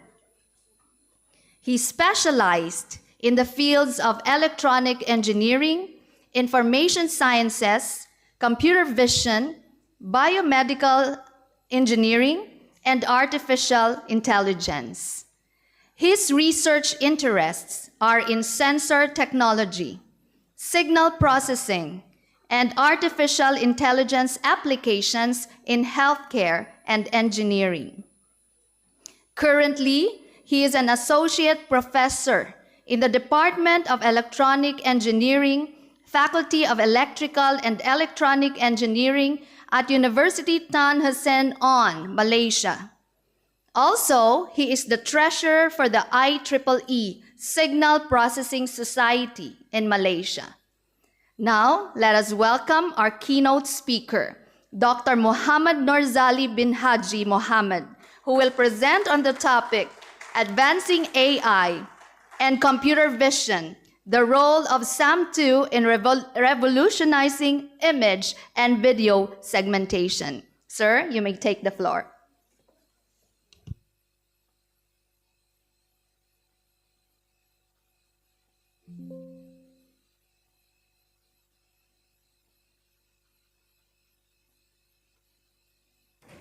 Assalamualaikum warahmatullahi wabarakatuh. A very good afternoon. And first of all, I would like to extend my gratitude to the host and also for inviting me to this conference and giving a speech, a keynote speech. My name is Norzali. I'm actually from Malaysia, born and raised in Malaysia. I'm currently the head of Computational Signal Image Intelligence Research Group at UTHM, and also I'm active member of IEEE Signal Processing Society in Malaysia. So I hold a position as a treasurer there. And before I start my presentation, I would like to explain maybe some introduction about my university. So UTHM is basically a public university in Malaysia, primarily focusing on engineering and technology. Our niche areas are in technical, vocational education and training, TVET. You can go to the web address for more information. So basically, this is the West Malaysia and East Malaysia. And Johor is here, Singapore is here. So the nearest international airport is in Kuala Lumpur. So it's about 300 kilometers. So this is and from Singapore it's about 120 kilometers. So basically we have two universities in Johor. One is UTM, University Technology Malaysia, and another one is our university, UTHM. So we started as an education institute in 1996, and the college university in 2000, and then full-fledged university in 2007. And yeah, we have, it's a public university in Malaysia, primarily focusing on engineering and technology. So our niche areas are sustainable technology and transportation. And currently we have 3 branches. One is in Pago branch campus, and then in our main campus is in Parit Raja and Tanjung Labuh branch campus. As the academic program is concerned, we have 8 faculties, varies from mechanical engineering, civil, electrical, technology management and business, technical and vocational education, computer science and information, applied science and technology, and engineering technology. So we have also 4 center of studies, which is Center of Graduate Studies, Diploma Studies, General Studies, and Center of Language Studies. And 93% of the total university student population are local students. And up to date, we have 1,074 international students, which 769 postgraduates and 305 undergraduates. Top 5 numbers of international students from UAE, Indonesia, Yemen, China, and Somalia. So that's a little bit about the university, and I would like to continue my talk, which is advancing AI and computer vision, the role of SAM2 in revolutionizing image and video segmentation. SAM is basically the short form for segment anything model, and 2 is the version. So the first version is SAM, the second version is SAM2. The content of my talk, I will talk about basically about image segmentation, and then, thank you, type of image segmentation tasks, the traditional image segmentation techniques, deep learning based methods, introduction to SAM architecture, and the differences between the SAM model and approaches, and the application of image segmentation.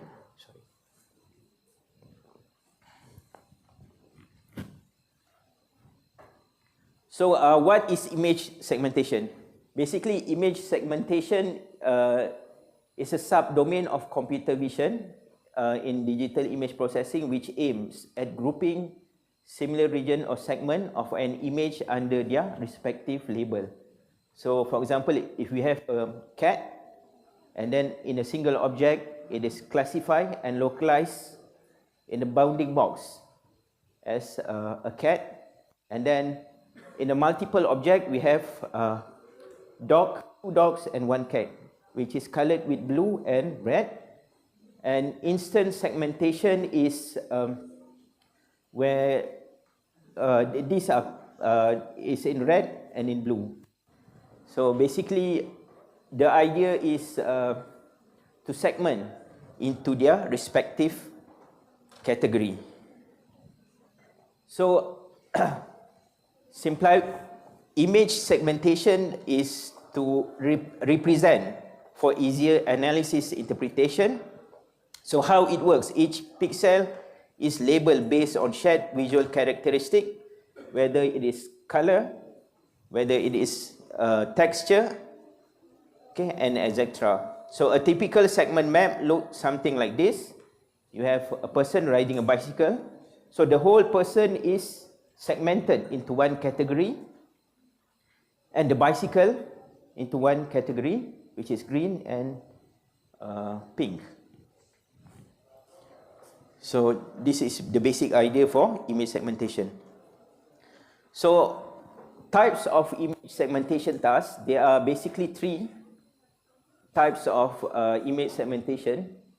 The first one, we call it as semantic segmentation, okay, where we have an image, 3 person on the beach, facing the beach, and then the sky part is categorized as one category, and the sea part as one category, the sand part, and also the human part.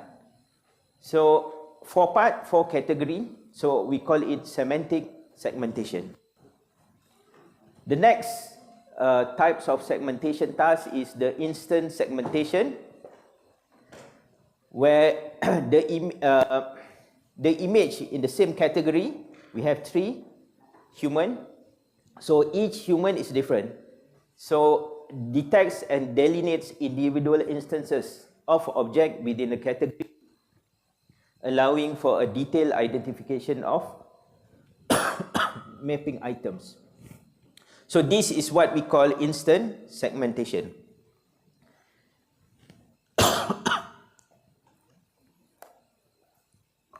The third segmentation is called panoptic segmentation, which combine the two segmentation technique previously, which is semantic and instant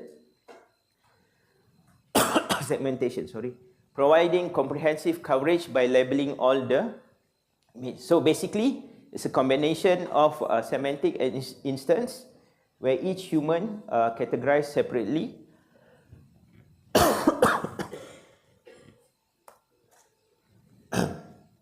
In the traditional image segmentation technique, there are several ways, where there is a threshold method, region-based method, age-based method, watershed-based method, and clustering-based method.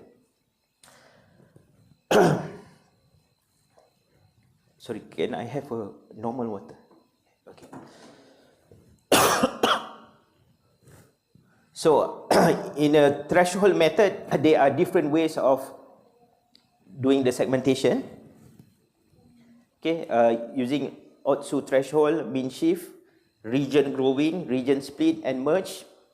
For Kenny, basically they use Kenny, gradient, and Laplacian. Sorry.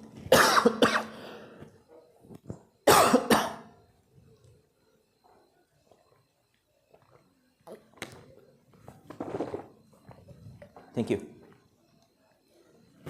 And then we have watershed and also marker control watershed, and also the k-means and fuzzy c-means. So thresholding is a simple method to simplify method for segmenting images. It involves setting a threshold to divide pixel into two classes. Basically, black are set to 1, and then the white are set to 255. Okay, is in a grayscale. Sorry, the black is 0, and then the white, the grayish is 255 in the grayscale domain. So the basic in age segmentation, also known as age detection, refers to the process of identifying age in images. From a segmentation-based perspective, age detection involves identifying which pixel in an image are considered age pixel and categorizing them as such. Okay, so basically there are a lot of noises, okay, in age segmentation using a traditional way of segmenting.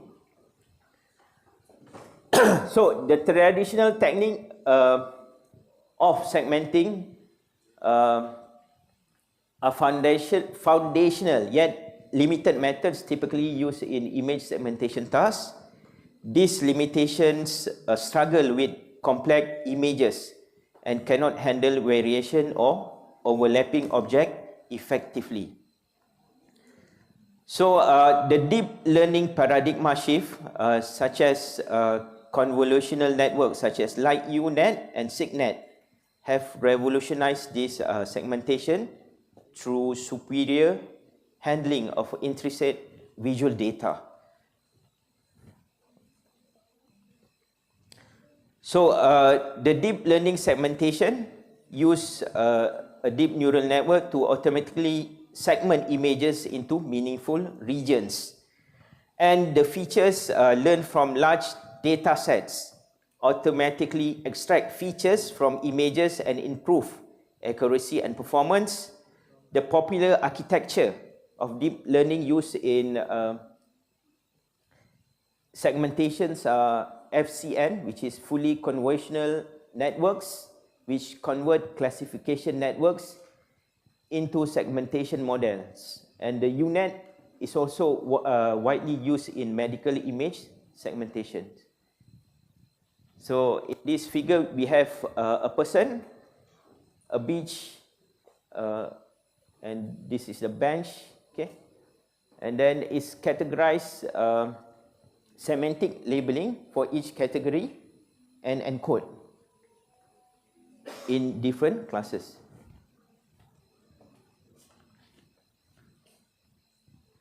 So the convolutional encoder and decoder extract features by applying convolutional and downsampling, which is pooling, which reduces the spatial dimension and also increase features depth. And the decoder, basically, this part is the encoding and this part is the decoding part.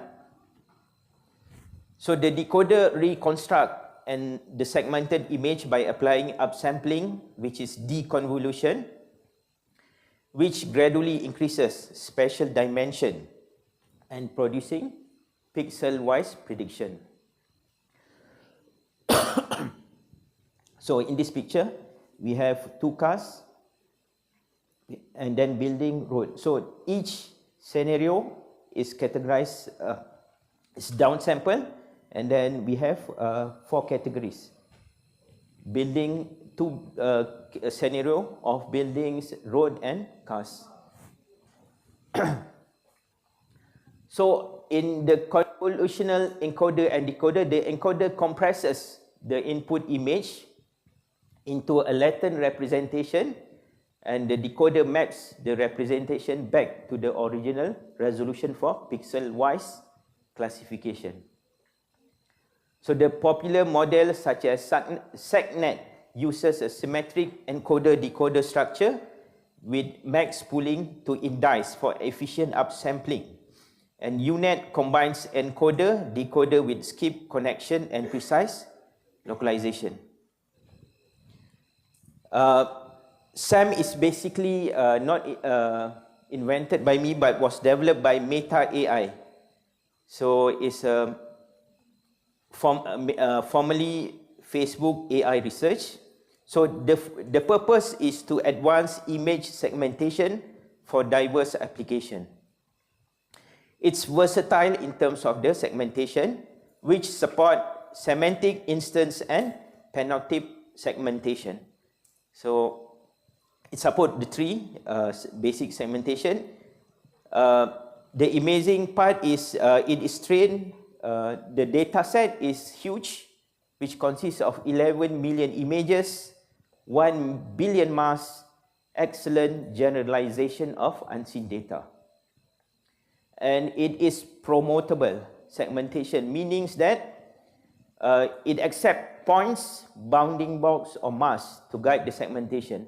So the user can point to which part of the video or the image to be segmented by pointing or making a bounding box or making a mask. So this is a wonderful part for the interesting part regarding SAM. So the architecture, the theory of SAM is hybrid of CNNs and its attention-based models combine convolutional layers for features extraction with attention mechanism. The key component is image encoder uses backbone models like ResNet to extract image features and also convert prompts, which is point boxes, into embedding to guide segmentation. The mask decoder generates segmentation masks using attention mechanism and input embeddings. So in the attention mechanism, it uses attention gates to focus on specific image region. Okay, in terms of the performance, it's a real-time segmentation which responses in millisecond, and it is flexible work on diverse object and scene without fine tuning. So basically, this is the computational complexity where you have the image encoder, image embedding, and then we downsample it, okay, by providing the mask, and then 3 part of encoder, which is point, box, and text, and to the mask decoder. And then based on the confidence score, we validate the mask. The limitation is SAM originally struggled with video segmentation and requires additional model for temporal data, not optimized for real-time performance in video settings. So because of this limitation, SAM2 is expanded to handle both images and video segmentation. So basically, SAM cannot handle SAM can only handle image, SAM2 handle both image and video segmentation. So the key innovation is unified architecture for promotable visual segmentation in videos and support temporal segmentation by predicting object across video frames, and includes memory attention for tracking object across frames, and it is more efficient handling the diverse prompts in point, box and mask. So this is basically the video for explanation. We have a boy with a ball, and then when it clicks the dog, okay, in the image encoder, it will do the segmentation of the dog and the ball, and the memory bank will give to the memory attention in each frame. So tracking happens here. Okay, so this is the basic idea of SAM2. Okay, sorry.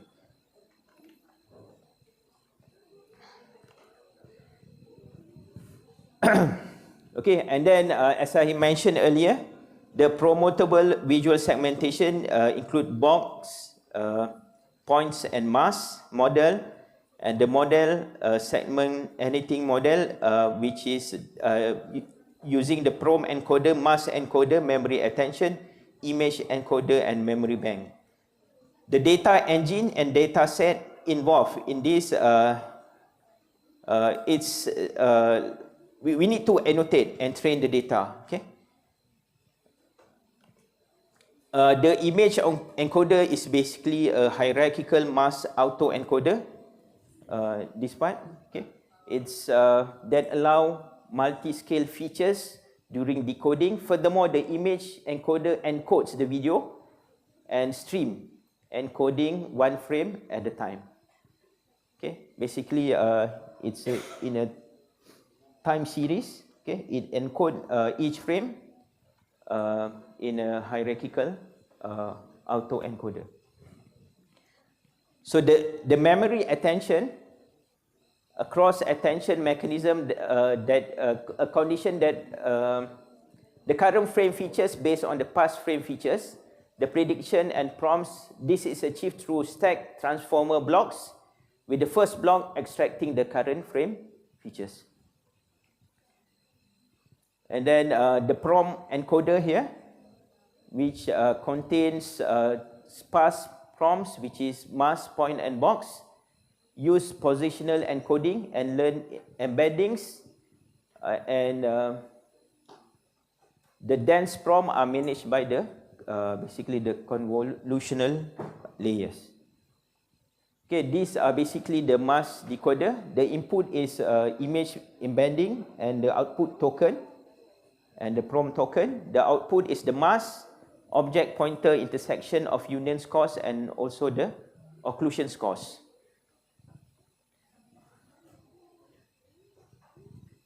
The memory encoder encodes the current frame prediction and image embeddings to be utilized for future frames. And the memory bank basically store the past prediction, but only for the target object in the video, and also maintain the history of prompts for the frames that were prompted. So as far as the data set is concerned, it's a huge data set, include millions of videos framed covering diverse scenario, comprises of 54% indoors and 46% of outdoor scenes. So each video is around 14 seconds in duration, and it spans 47 countries with highly varied environments. Okay, it includes also wild scene and everyday scene. Okay, these are basically the sample of SAV data set. You can see maybe in the aquarium. Okay, each fish is segmented into different category. Okay, and then in outdoor scenarios, okay, each part of human is also segmented. Some are correctly, some are not. But basically, the outline of the human is correct. Running the inference on video using SAM2 to check its capability in a real world video is possible. Okay, you can use your own video, get the video, get the GitHub, okay, or use the Meta AI demo, okay, and then use their inference, and then try to segment. Okay, it's possible. Okay. Yes. I will make a demo after this. I think I will show you. We can run it online actually. But yeah. So the practical example, SAM can be applied to various image segmentation tasks, which is binary semantic and instant segmentation. Practical application include medical image analysis, autonomous driving, and satellite imagery. So this domain improve segmentation accuracy and efficiency. So basically, this is one of my PhD student project using mammogram. So basically, we use it's to detect breast cancer. In this image, this is the original image, crop, and then the lesion location detected as benign and malignant. Okay, and basically it provide good interface and good result. And this is the mass identification results for 8 anchors, 11 anchors, 14 anchors, 15 anchors, and 17 anchors. This is using the deep learning based segmentation. Okay, let's talk about SAM2 application. So the application is vast. Okay, it can use to segment and tracking object. Okay, you can see the ball and create a video effects, and it also segmenting moving cell in video captures from a microscope aid scientific research. You can see it can segment almost perfectly. Okay, if you are a bird lover or butterfly lover, you love to do the tracking or make photography for butterfly.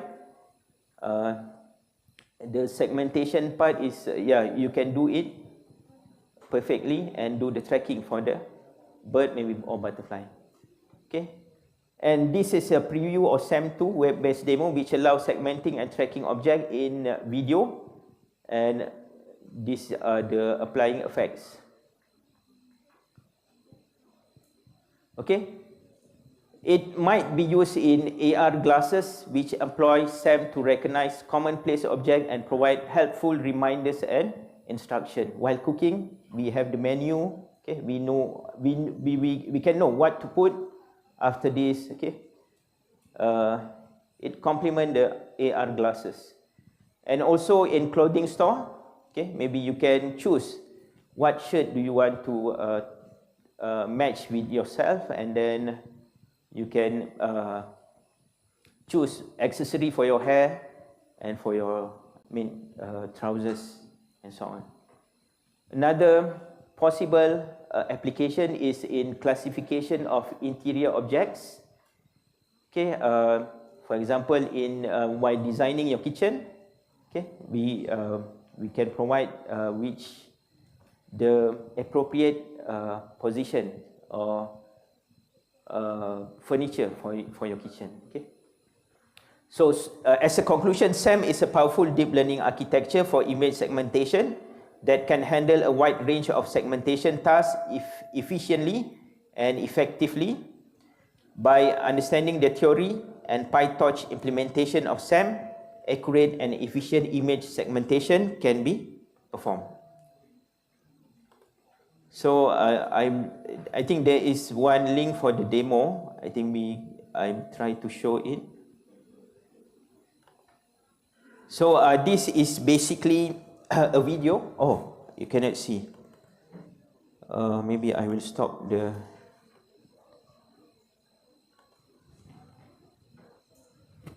Okay. So this is an online demo about the capability of SAM, which actually, if you go to this address, you can upload your own video, any video, and then this is a sample video of a person juggling a ball. Okay, so edition has expired. Maybe I have to. It's loading. Okay. So the first thing to do is to click an object in video to start, and then, for example, I want to segment the ball as my first object and do the tracking. Maybe I will to add my second object is the shoe of this person, which is add another object.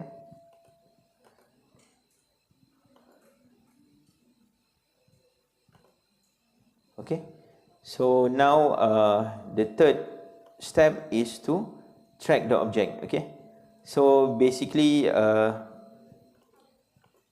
it will track the movement of the balls and also the shoes correctly. Okay, you can use your own video to try on your own. Okay, this is regarding the video, and regarding the images. Okay, there is also a data set that which you can use and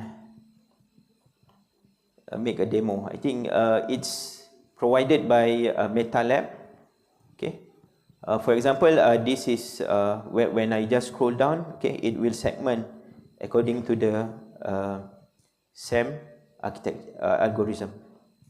Okay.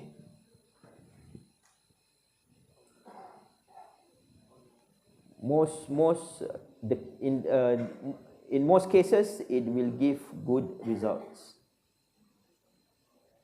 Okay.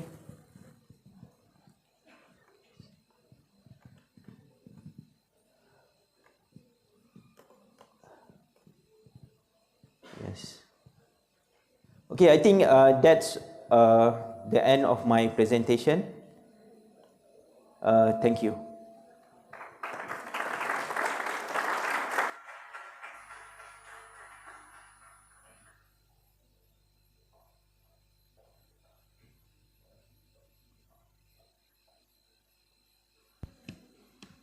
Thank you, Dr. Mohammed, for an informative talk.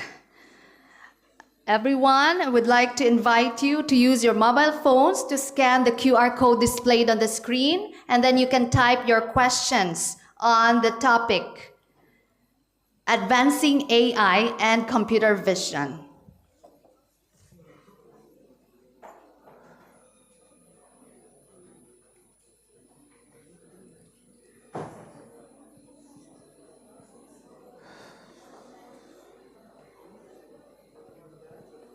All right, I'll give you time to type your questions for Dr. Mohammed.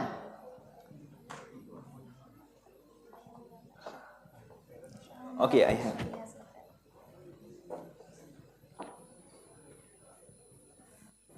Okay, we have our first question here. With the massive amount of visual data generated daily, how scalable you think is SAM2 for handling large data sets? Yes, that is basically the issue. But data, we can add the data, and then we can use data which is available online, and of course it is by using which data provided by Meta. I think we can also include our own data, and then we can increase the detection for the system that we do. And then basically which I cannot give you an exact number what is the required data which is enough. It Depends on the application. If you are working on the medical imaging, maybe mostly the data, online data set is available. Okay. All right, thank you. Next question. All right. Can we do the edge segmentation of remote sensing data like satellite image for building edge extraction using SAM2? I think it's possible. It's possible, yeah. So in image, the question was satellite image. Yes, it's possible. Yeah. As long as you have the proper image and train properly, I think it's possible. Yeah. All right. And what are some of the practical applications of using SAM2 for predicting locations of object videos? Practical application. Practical application, yes. As I mentioned earlier, there's a lot of applications. We can actually what I'm working now is pothole detections. So we build a system. Our prototype is using Raspberry Pi, which we put it on the dashboard of a car, which we train the system to detect potholes. So and then in future we will like to combine it with locations wise. I mean the longitude and latitude. So we are working on it, and I think it's possible to get. Maybe it's for the maintenance of the road. We can do the mapping back on the map. Okay, I think it's possible for location also.